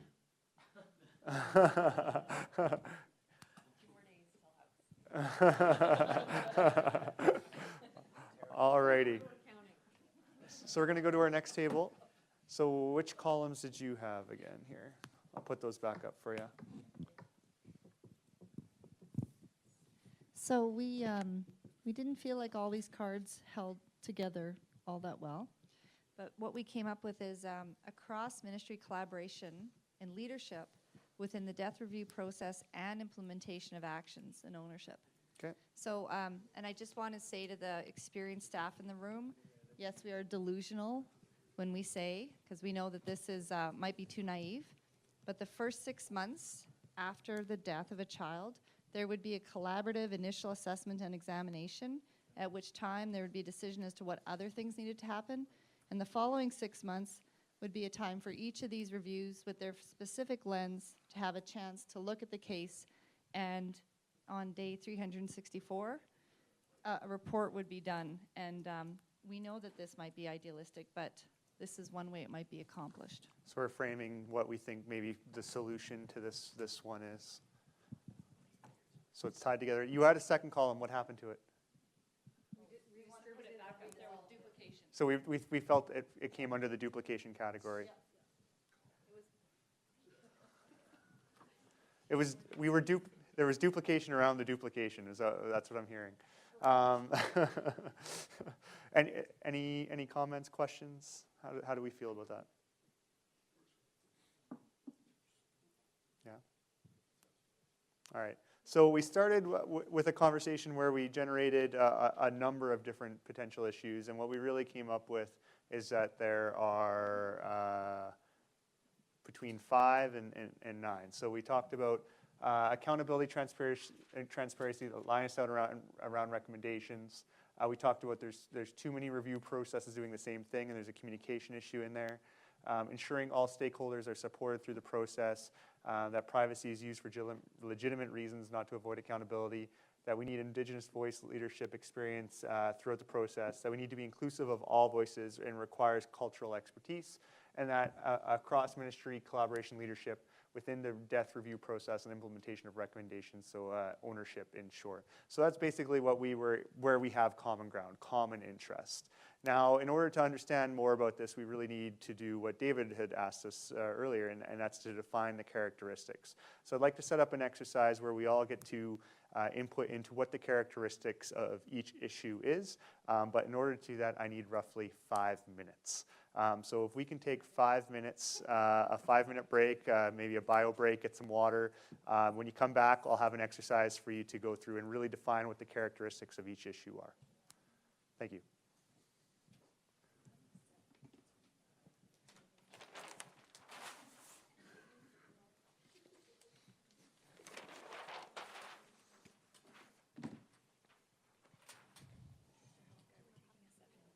A 7-minute break?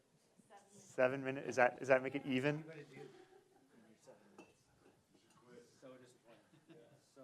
believe we call those fresh air breaks.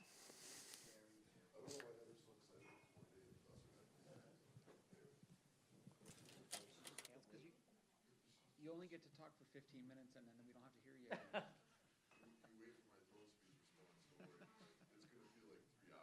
How long did you go for Throne Speech? 15. On Throne Speech response? Yeah.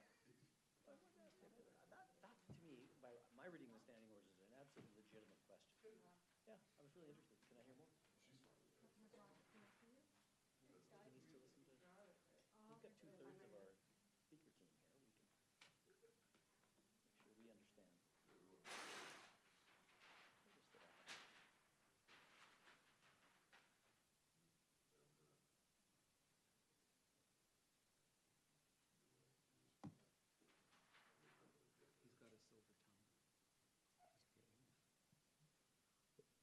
There's news from Donald Trump. Oh, you're kidding me. An extremely credible source has called my office and told me that Barack Obama's birth certificate is bogus. Okay, fake news, real news? I'll let you know in your green thing. Yeah, it'll never end after it's done. Are you serious? You brought that up again? Stacking the deck. Stacking the deck. It's old one. Yeah. That's an all-time This is a joke. Just use for the pad here, I've set a suitcase for you in the green room. Cookies would be good. Let's see how uh-oh. Oh, that's right. Yeah. Could define as a degree of support he'll get from the rest of the Congress, eh? Some of the Republican Party were talking about it this morning on CNN, actually. They brought them all out one by one, and they're all being very supportive of it so far, so we'll see what Trump says. Say that again. All the other Republican leaders came out this morning, and they had them all speak through the speech tonight, and they were saying it's going to be very collaborative, and, you know, we look forward to working with the president, and it's going to be a wonderful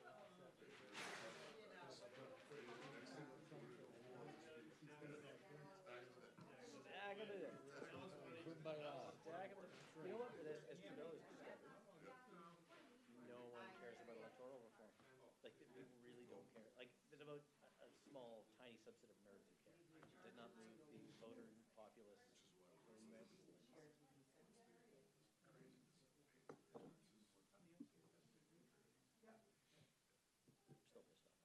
year of my life I'll never get. That's 20 meetings. I've been to every single one of 20 meetings. Every single one. In person. Ethics and accountability.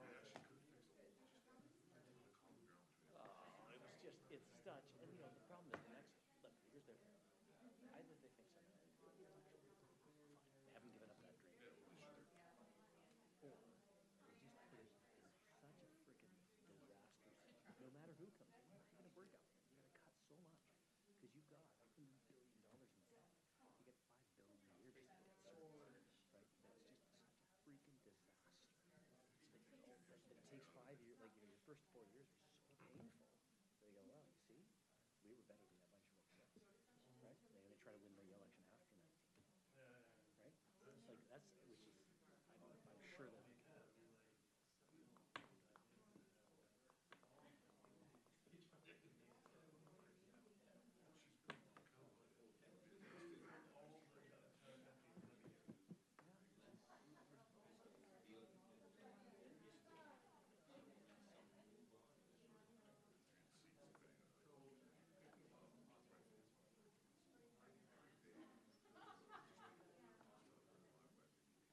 Remember they've already Red Deer, good people are Red Deer.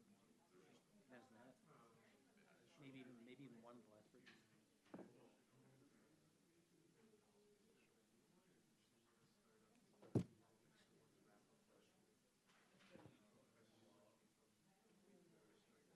How's that all gonna end? You guys gonna still love each other at the end of this thing?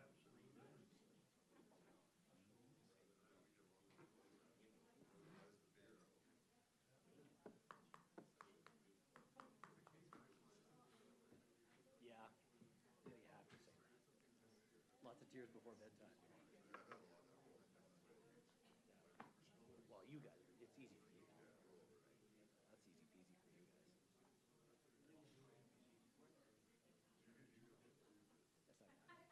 That's not bad. But, because I'm just not that right. I'm not that left either, but I'm in the middle, man. Hey, Premier, you wait. She made her bet, man. She's driving back tonight? No, we're gonna fly back. That's enough. I'm gonna start driving right around when the weather's a little more predictable. What time is the flight? First ever interaction with her. 2 weeks after. Bus leaves at 4:30. And, So I go back at 7:30. I don't Mm. know. No short of that from here. And I brought her 12. It is 3 hours. And she just, So how many hours from the time they leave here to the time you get out? About a 1 hour. It's getting about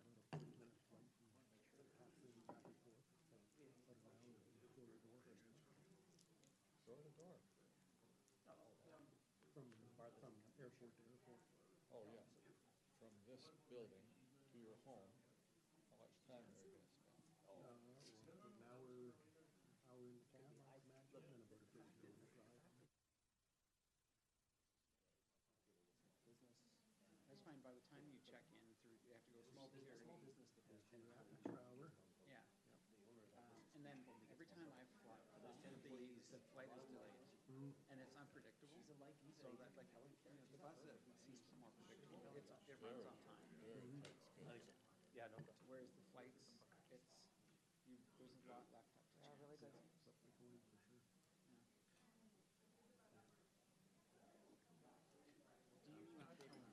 Do you take a cab from your house to the bus station?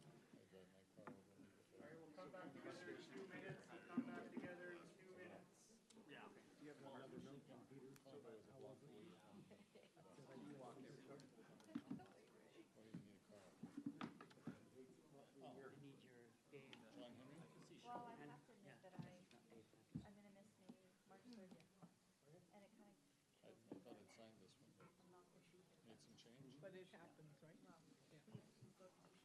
I've never taken spring break together. That's the real question, is it? Yeah. And this year, my husband and I What's the issue? like just totally. And I said, oh, wait, wait, Yeah. I'm like, you do it. Where'd you find cookies? Was there cookies in the back? Yeah. I didn't see the cookies. There's cookies. That's how the review board says. No, you can't. Oh. But you know what? I went to Cuba You know, last honestly, year, like and, until you I actually didn't really feel like I had a rep. I mean, I did, but I didn't you? feel actually, like I mean, it. Went to Barbados this year. you guys are gonna Honest to God, it was like in generally the where ocean. It is. In the ocean, in the pool. Yeah. I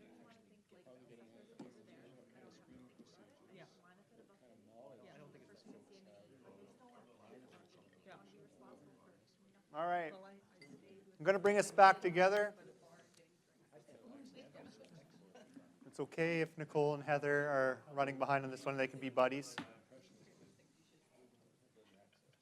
So for this exercise, what I want to do is capture what we see as the characteristics that are underpinning this issue or holding it up. So what are the various elements that fit within this issue that give it its strength and our understanding of it. So going back to David's question, when we were looking at the duplication, there was elements within that we wanted to make sure that we are capturing, and we don't want to lose those things.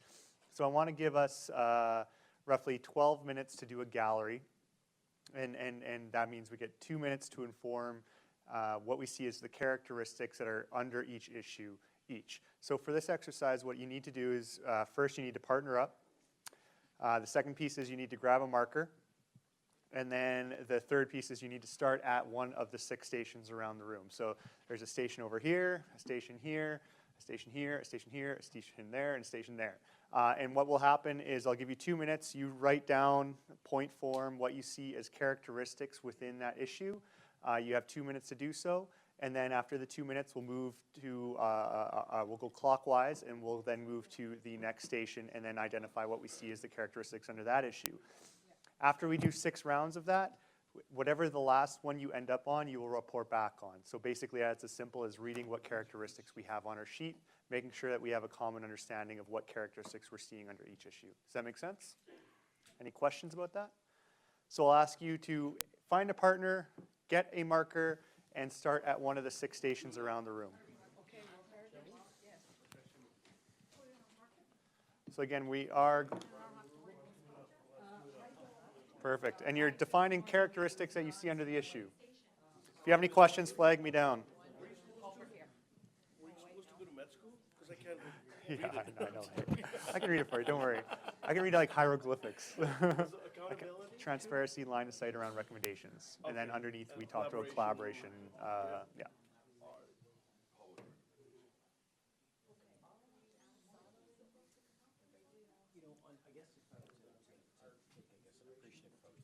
So it's just the characteristics under this. So if we talked about, privacy used for legitimate reasons, not avoid accountability, what are some of the characteristics that fall under this issue that we're seeing?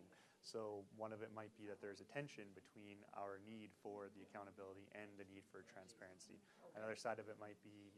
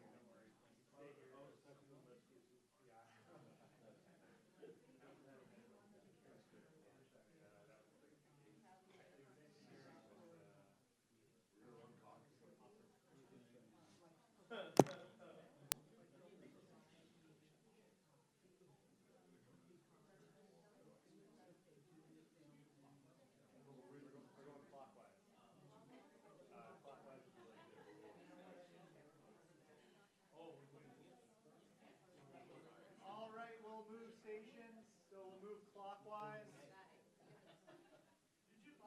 Clockwise, please.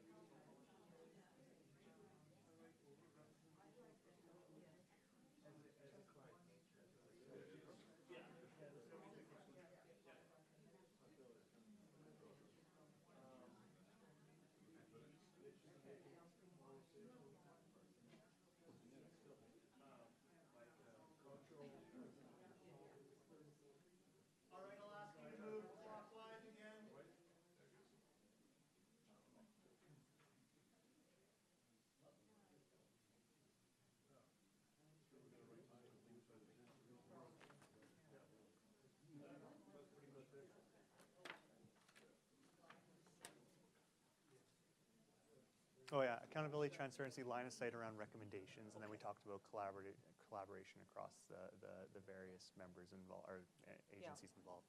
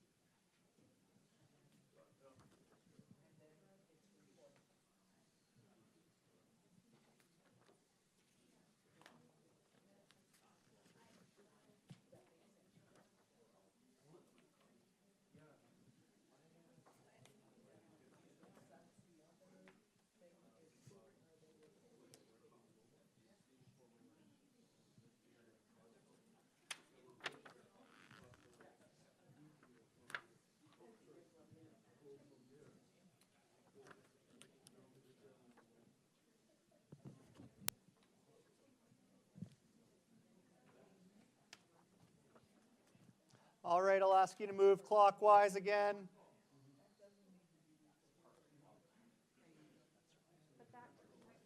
So we're moving clockwise to the next station.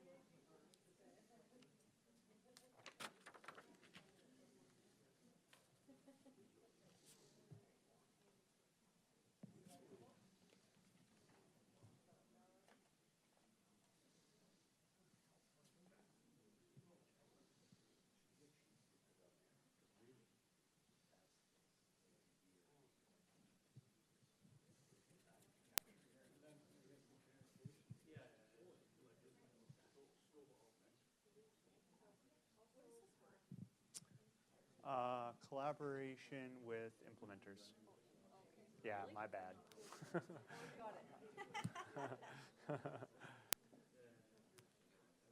that was really more of the recommendation that was coming out of underneath the issue at this point in time. But, you know, in terms of the issue being framed, it's accountability, transparency, line of sight around recommendations. That's the key there. All right, I'll ask you to switch stations. So move to the next station.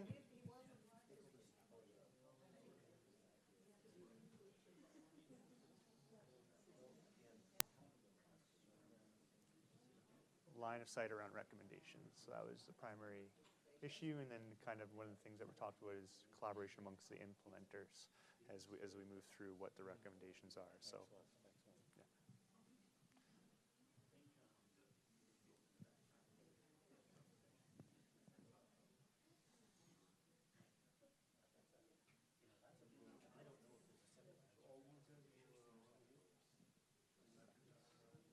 Are we out of paper over here? Do you need more paper?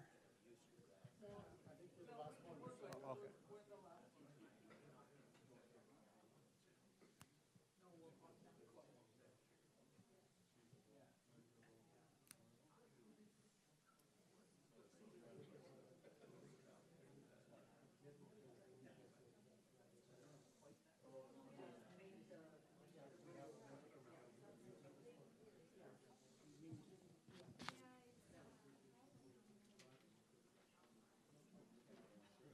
need more paper, let me know. Oh, we're just wondering about going through on the wall. Oh, yeah, no, don't worry about that. Oh, this is the final one here.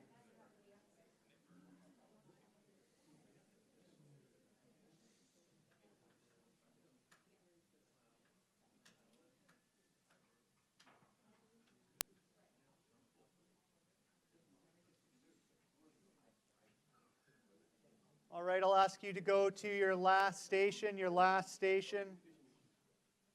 Moving to, or clockwise, to, depending on where you're at, your right. Oh. Around recommendation. And then underneath it says collaboration among, with implementers. So if I was to look at that, I'd say your issue is kind of your top part around the accountability, transparency, line of sight around recommendations. Collaboration amongst implementers is more of how we might solve that problem.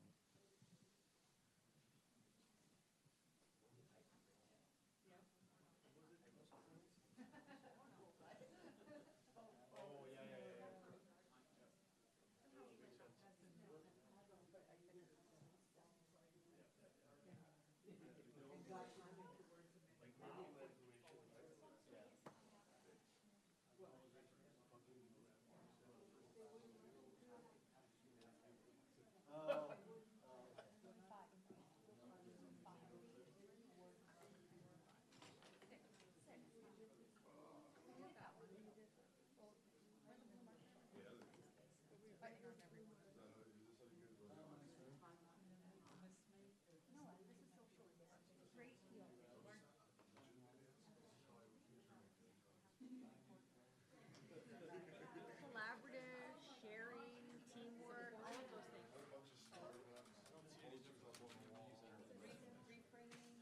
Good to know. You're going to report on this one, so what I'll ask is everybody, for this part of it, go to whatever flip chart you ended at. So whatever last flip chart you were at, go to that one. So go to the flip chart that you ended on. So the last one you were at. So for you guys, it would have been this one. So what I would ask at this point, let's grab your attention. I'll have a microphone because this is live streamed and people want to know what information is being shared, is that you tell us what issue you're at, and then you read out what was written down in terms of characteristics on the flip chart. So basically, you just read what issue, what station you're at, and then what characteristics came out through our gallery exercise underneath. So if we start over here, just want to make sure this mic's live. Patty? So we had the cross-ministry collaboration and leadership with the death review process, with the idea that the first 6 months would be a collaborative initial assessment. It is on. Oh, there we go. Oh, okay. Good call.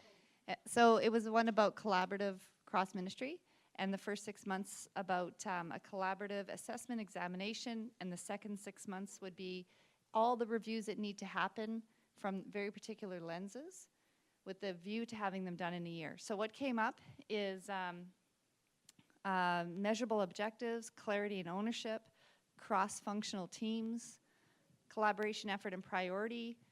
The staff director shares the power of decision, who reviews what.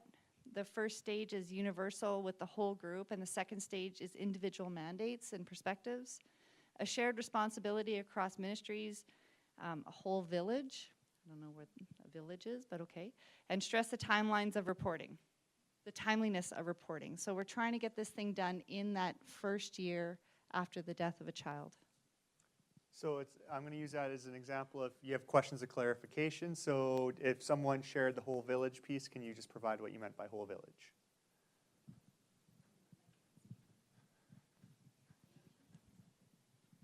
So that was us, and we were getting at, it takes the whole village. So looking at not just children's services, but all of the ministry. So a whole village to look at what's been happening for this child. Perfect, thank you. Any other questions of clarification? Anything on that flip chart that doesn't make sense to you? All right, if not, thank you very much. We'll move to our next one. If you need help reading that, let me know. Sure. So ours is accountability, transparency, line of sight around recommendations, collaboration, and With implementers. with implementers. And so some of the feedback that came here was having public recommendations, public reporting results. Thank you. External review recommendations, accountability framework held by a third party, e.g. Auditor General.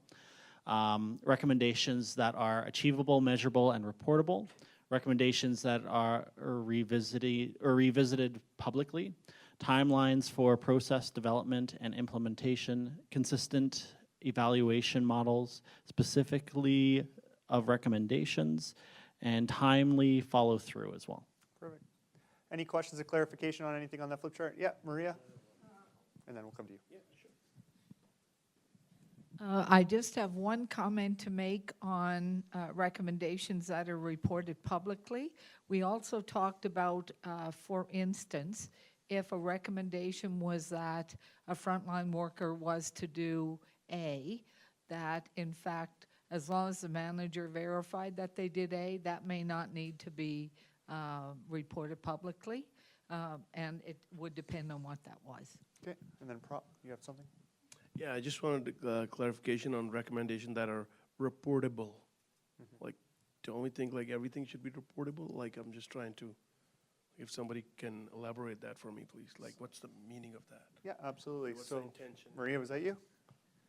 That was us. Okay, perfect, thank you. Okay, so if you have a recommendation that's first of all achievable, you're able to measure it, and then you can report it, it may be that it doesn't need to be reported, depending on what it is. And the example would be what I just said about if a frontline staff was told to do A in the recommendation, you can see that it's done looking at whatever happens. So then it doesn't need to be, or maybe. Makes sense, Yeah. thank you. Perfect. That's all.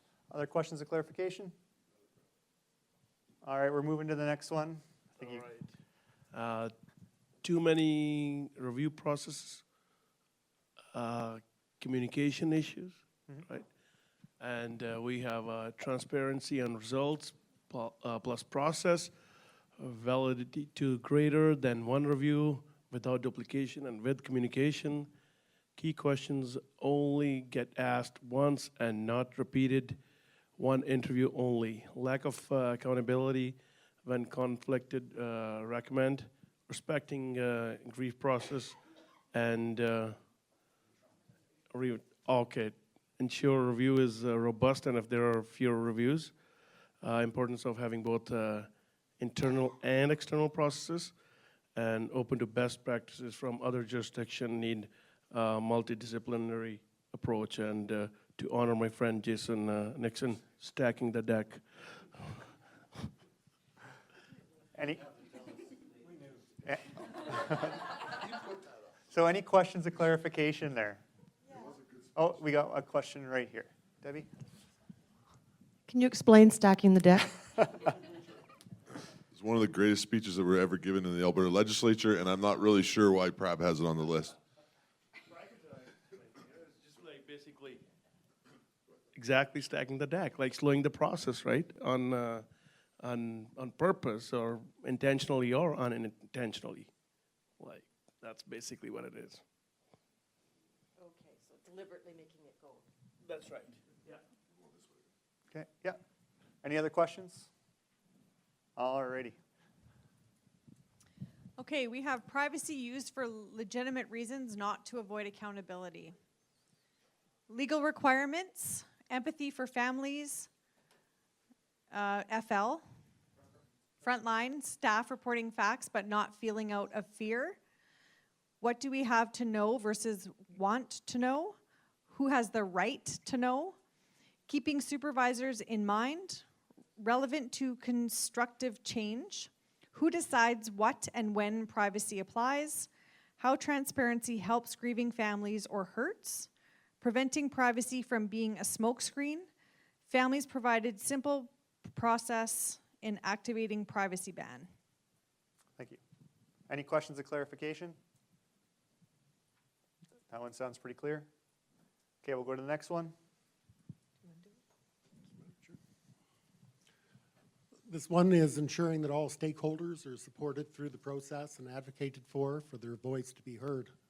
The key points are asking what they need to be at the table. Recommendations reflect culture, family, voice, etc. Provide support unless told that no support is needed. Safe, supportive space for staff. Whistleblower protection. Everyone needs support regardless of their role in the process. Being open-minded to all perspectives. Advocates for other stakeholders besides children. Mortality, morbidity, reviews, openness. And head, gut, and heart engaged. Questions of clarification? All right, we'll go to our last, but certainly not least. This was need to be inclusive of all system voices, Indigenous voice, experience, leadership, and need for a thorough process. So affected families and culture need to be heard. Meaningful involvement from Indigenous members at every stage. Overrepresentation of First Nations in the system. It should be a nation-to-nation conversation. Lack of cultural expertise, cultural communications, including cultural leadership. Families should have a voice about who should represent them in the review, and family voice in the type of grief support. Perfect. Any questions of clarification? I'm not sure what nation to nation means in this context. Oh, we'll get a mic. Did you put that one down? Yeah, so it's understanding that when we're dealing with First Nation cultures, that it's not the same based on each reserve or culture, and that we address each one individually based off of the specific nation. Does that help, David? Okay. Any other questions of clarification? I stole your guys' mic here. All righty, so I'll ask you to find your seats. We're getting to the close for this process. So I have a couple questions for you to think about, and we'll get some responses to. So as you look up at the walls around you, and you see kind of where we started from, in terms of things that we've learned, and we filled out 3 pages of information that we've gathered over the last month that we've worked together. But we also synthesized that down into what we feel are basically 6 areas of focus that we need to look at moving forward. When you look at that information, what stands out to you? What's popping out at you as we kind of have moved through that process? We'll go to Cameron, and then we'll go to Patty. Duplication in review processes.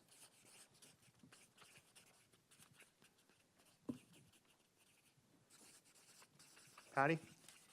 My fear is that we were asked to choose our top 3, but there's no limitation in the number of recommendations. So I feel like in the first process, people put up some important things that maybe didn't make it into these top 3s. For example, there's a bit about grief, families grieving, but there isn't one specific thing about how families grieve and how this process needs to respect that, not do more harm.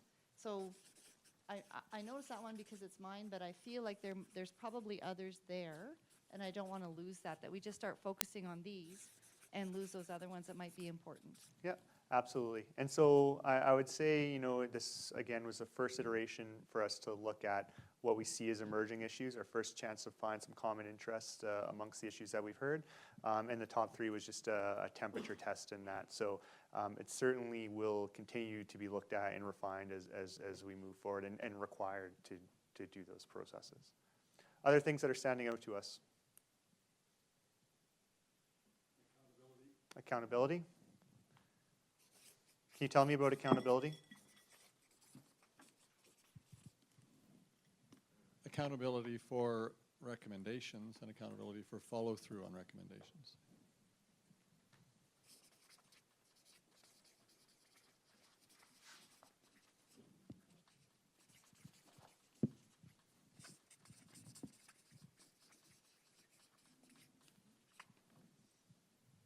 Cameron? Reflecting Indigenous voices and the diversity of folks involved in the system, and making sure that they have a say in the process.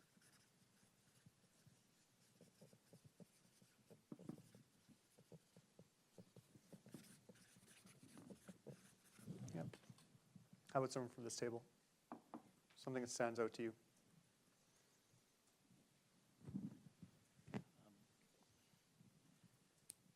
That although there is duplication of review processes, there's validity to more than one review where different ministries are involved.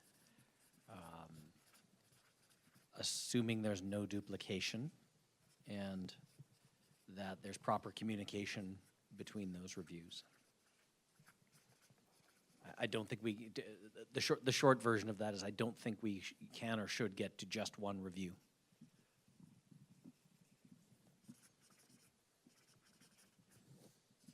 Could I make a friendly amendment? David? Do you mean at least one internal and one external? I think when you look at something like the Office of the Chief Medical Examiner, that's not likely to be rolled into all of the other process. So there will be that process, which is a discrete process. A police investigation must be its own process as well. And I think what we need to be sensitive about is re-traumatization, families going through interview after interview after interview. If there are internal reviews from different departments or even agencies, there should be some mechanism to consolidate all of that. But recognizing I don't think we'll ever get to just one single, totally comprehensive process, but we should think about whether the processes that do exist are in fact all additive as opposed to, complementary is the word, yes. My other issue is staff. Staff? A safe staff culture, a safe culture for staff. Safe, supportive culture for staff. Okay. So there's two questions I want to jump off of here. One was Patty's and one was Greg's. So in terms of Patty's, that really leads me to think about what might be missing. So if this is our first foray into finding where we have some common interests, are there issues that currently have not been talked about today that we want to make sure get on the paper, on the record for tomorrow? Cameron. The timeliness of the review?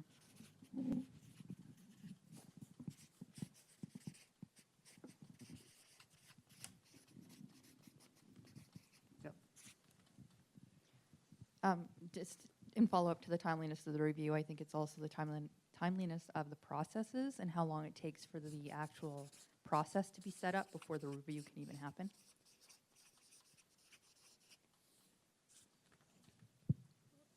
Establishing kind of a scientific research rigor to it, that it's not seen as a series of one-offs, that it's seen as 1,000 reviews that have been done. So the learning is from a larger pool rather than 10 in a row, for example. Okay. Identifying barriers to sharing information. Notorious silos in this business that have to be breached.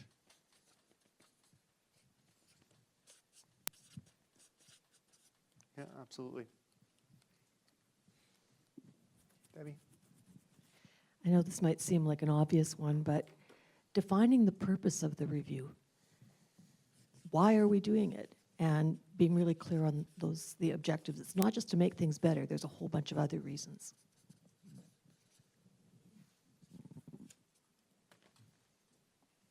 Okay.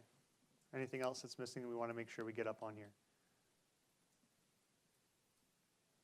So the last one in terms of this conversation, and again, I'm going to use Greg's point because I think in terms of the way it was presented around the idea that, we're not seeing that we can just do one review. To me, that sounds like it's it's a takeaway that we've had today. So what have been some of the ahas that you've experienced today? What's one takeaway that, going through the exercise has helped bring to light for you?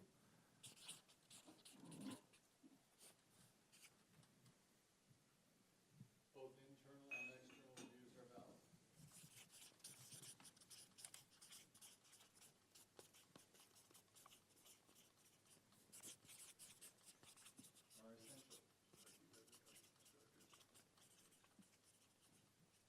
Croft, did you have one?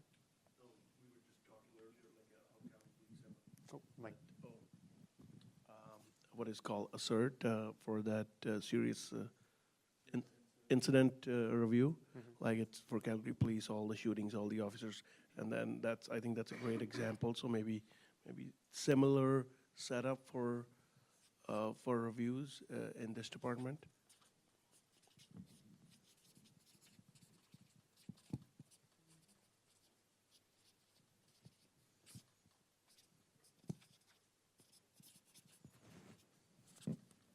Okay, Cameron? Maybe the importance of having an oversight or an overseer.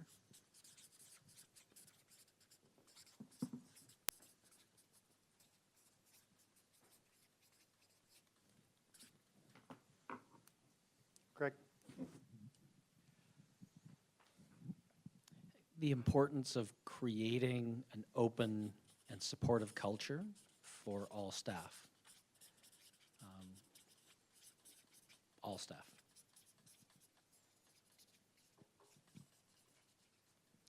And I guess the risk that none of our recommendations will have much effect if that is not in place.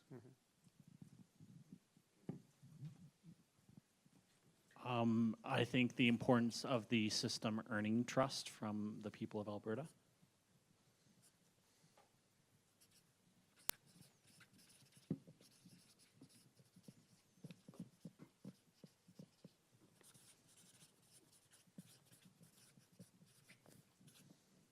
Any other ahas from today?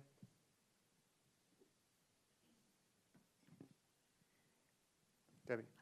This sort of combines two things that I've been thinking about, and it's this one item there about families only being interviewed once, but taking a multidisciplinary approach to the review process, because I'm thinking that might not necessarily be the best thing. Maybe you need more than one interview. Maybe you need a multidisciplinary approach because a doctor might elicit very different responses than a psychologist or a policeman or whoever's.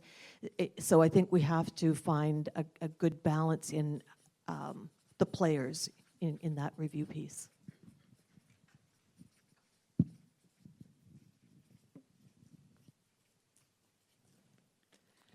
Maria? Okay, to speak to that, the model that our table actually came up with and posted on that post over there was actually a two-phase review. And the first 6 months would be everybody who would be involved in the review. And in that part of the process, the development of questions that are specific, like that everybody would ask, but also the questions that would be specific would also be ferreted out, so that there could be one review or one interview with all the general questions that everybody wants to hear, as well as the specific questions that the doctor may want to hear, or a community sponsor may want to hear, or whatever. And then if in fact at the end of that process it needed to go further, then it would go into phase 2 and you would look at more specific issues on phase 2. But I think that certainly speaks to the multidisciplinary approach, because everybody would be involved in the first 6 months of that review. And if I missed anything from our group? So it sounds like, there's some crystals that were forming here for us today, and those are wonderful things. Heather, did you have one more thing you wanted to add? Just one thing that kind of has come to mind, just talking about ASSERT, is looking at an analysis across the province of different ways that different agencies through the government interview families when they're dealing with different situations. So how does the CERT do it? How does the Zebra Center do it? The Sheldon Kennedy Center? Like, what are the models that are already existing that require maybe only one interview, and looking at sort of that analysis component about how that process is done. Excellent. So, now we kind of logically lead to the idea of next steps. So I talked about, earlier on that when we get into these processes, often we go into a divergent convergent cycle. And early on, what we're doing is really discovering information, getting as much as we can, and that's part of that divergent process. But then, a big part of it is defining what our areas of focus are, what our issues are. So today, that's the process we started. Of course, this is an iterative process. So we also identified a lot of information that's still missing for us, things we want to hear, people we want to hear from. So one of the things that needs to take place is we want to gather more information and then come back and help refine what our areas of focus are. We have started to make some level of progress down towards this, but it hasn't quite fully landed there. And as Patty pointed out, there's still things that need to be discussed and need to be captured. Normally from a decision-making place, this is, once we kind of get those key areas of focus defined, then our next piece is to go back into another divergent convergent process in which we are developing options and alternatives in terms of what can take place, and then we're delivering, we're making choices and coming up with recommendations that'll get us to our final spot. So this is a trajectory that you're on and a process you're currently going through, and you're in this stage. And of course, as we come back, we need to make sure that we're getting that information we require to help make sure that we're refining what our areas of focus are so we can move forward. In terms of the overall process, again, for here today, one of the things I talked about earlier on is when we are working in a complex world, the idea is that we're often aiming for perfection, or not perfection, we're aiming for progress, not perfection. So we often want lines to move like this, but in the complex world, they kind of often make us move like this, and then kind of slowly we can get it into a more straight line. So the question, I guess, that I have for you to reflect on, and you can take a minute to reflect and then I'll ask, is through the processes of today, have we made some progress? Have we waded through some of this messiness, at least a little bit, to help get us to maybe some more of the less messy world? So I'll give you a minute to think about that, and then I'll just call on a couple people to address whether they feel we made some progress today or not.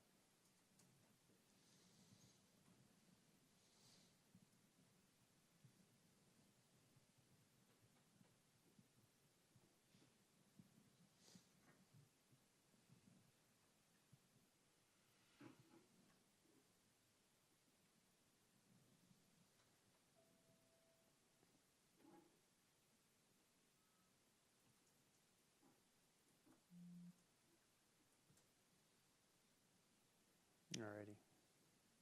Anybody like to respond from where you're sitting? Yeah.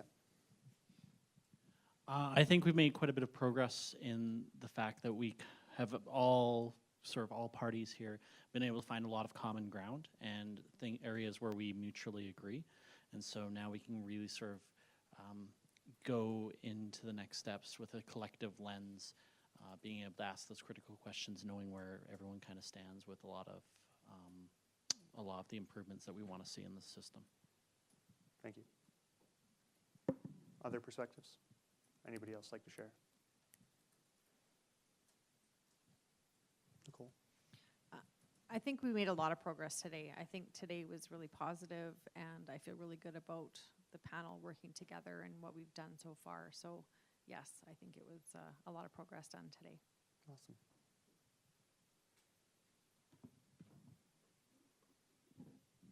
Debbie? I have to say, this is our first opportunity really to have a dialogue like this, and I wasn't sure how it was going to work. So I think it was quite interesting in the process, and it was quite effective that we were able to generate some ideas. And I'm already seeing the beginnings of some really interesting recommendations that I could see starting to build in that direction. So I'm feeling very positive and hopeful about that, because I think we're going the right way. Excellent. Patty?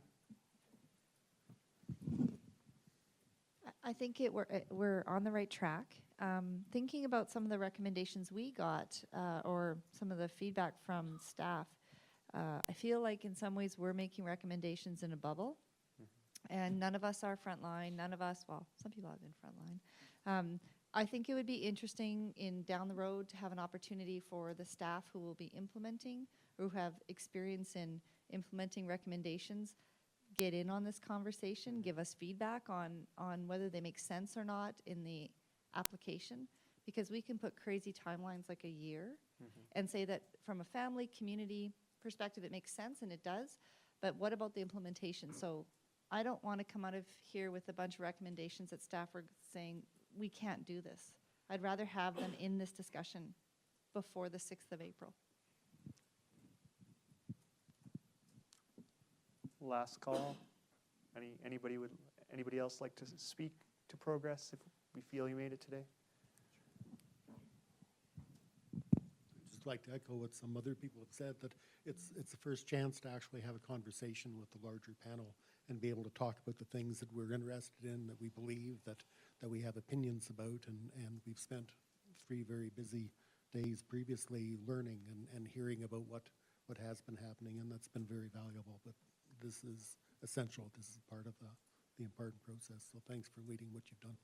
No problem. With that, what I've heard is, yes, we've made some progress. There's work to be done. There's voices we want to hear. And I'm going to go to Cameron for the last statement of the day. Thank you. Speaking of voices we want to hear, we are missing one member of our panel today, Dr. Choate, and I just want to make sure that we leave an opportunity for him to add his voice to what we've spoken about today. Absolutely. So on that point, again, there's more voices to hear. There's more perspective to gain, but we are making progress, and today was a good step.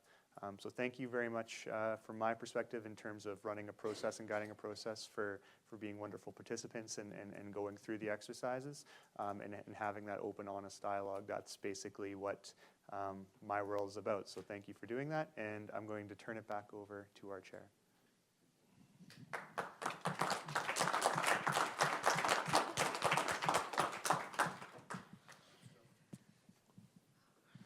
All righty.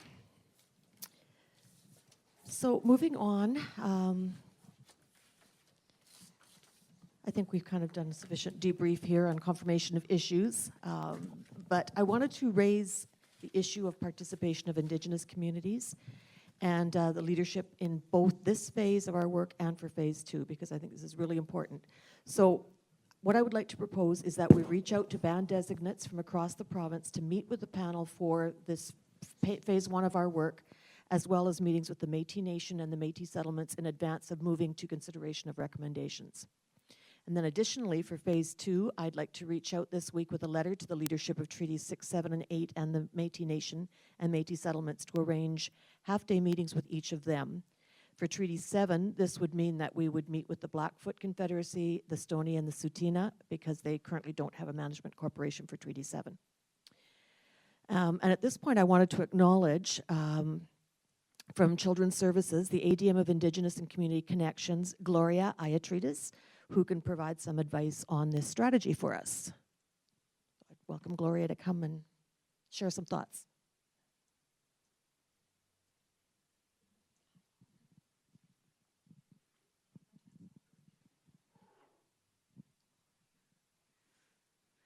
Good afternoon, and thank you for inviting me here this afternoon to talk about Indigenous engagement. And I was sitting in the back listening to the conversations that you're having, and it has come up, I see, in some of your recommendations around the importance of engaging with Indigenous people throughout the processes. And ideally, you would want to have a really robust engagement plan in working with Indigenous people. And I know and recognize that you're all very busy and you have some difficult work within some short time frames. So we have put together some recommendations for the panel, and I know that you talked a little bit about needing some input from frontline staff. Within the Indigenous community, typically we would look at 2 levels of engagement. We would look at leadership, so it would be typically the Grand Chiefs and the chiefs from the First Nations within Treaty 6, 7, and 8. We also would involve the presidents from the Métis Settlement General Council and the Métis Nation of Alberta Association. And then we would look at the technicians.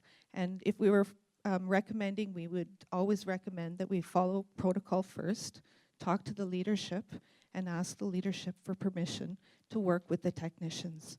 And the word technicians is typically used in the Indigenous communities when really it refers to your frontline staff. So in this particular situation, we had recommended that the panel have an opportunity to meet with the band designates. They are, there's 36 band designates across the province, and they vary by treaty area.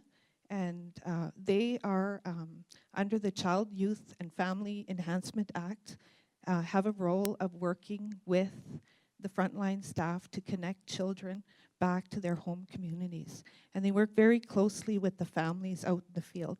And we had recommended that that would be a really good group to have an opportunity to meet with the panel. And they can talk about some of the processes that they've been involved in when a child dies in care.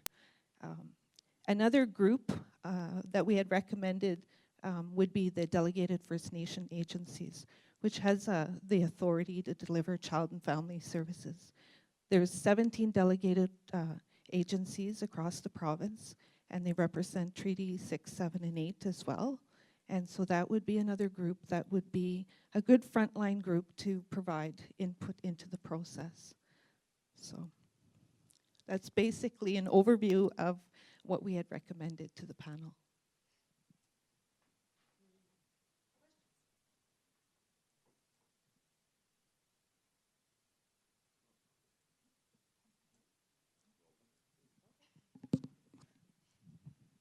Wonderful. Thank you so much, Gloria. Okay, so it sounds like there's general agreement on that, and we can move forward on that basis. Everybody's good with setting all of that up? Perfect. Okay, and I guess we're good on time here. We can move on for our next meeting, March 6th. We've heard about the current state of the child death review process since February 1st. Today we took our first steps towards identifying issues to be addressed at future meetings. So our next meeting agenda is going to move us further down the path to shaping these recommendations, and it will include an overview of the processes used to share information between the parties involved in the child death review process. And as you just heard, it will include Indigenous engagement. Any questions on any of that piece? Anybody has any last burning comments that they really need to get out? Jason. I don't know how the rest of the panel feels, but I wouldn't mind if the department staff that are here, particularly for your presenters that are still yet to come over the next couple of meetings, if we kind of emphasize to them in advance of them coming to come with a couple recommendations of their own and some thoughts. I've kind of found so far that they've done a fairly good job of articulating the situation from their perspective, but I have not heard a lot of their ideas on how they think the system should be fixed. Any other comments? Heather?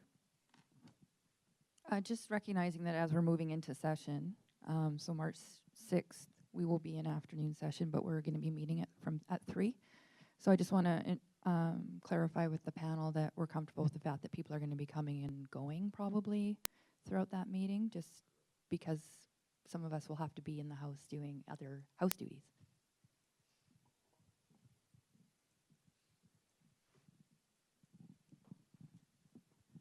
This is one of those challenging things that we talked about at the beginning of the panel in terms of getting it done in an expeditious manner. So those that can, I would suggest if it's if you either work with your caucus to make sure that they know you're going to be here, or if you don't have that option, if it's possible to have a designate.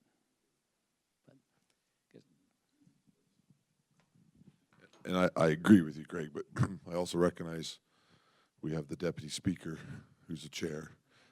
We have the chair of committees who sits on this committee. So unless the current speaker intends to sit in the chair the entire time, that alone will be the first problem for the government caucus. So, certainly we'll try to adjust it, but I think Heather's point is right that, depending on what's being debated at that moment, some of us are going to have to head back to the chamber to do certain roles and come back and forth, I think is what you're trying to say. Yeah, exactly. Yeah. I think that's what you're saying, right, Heather? Yeah.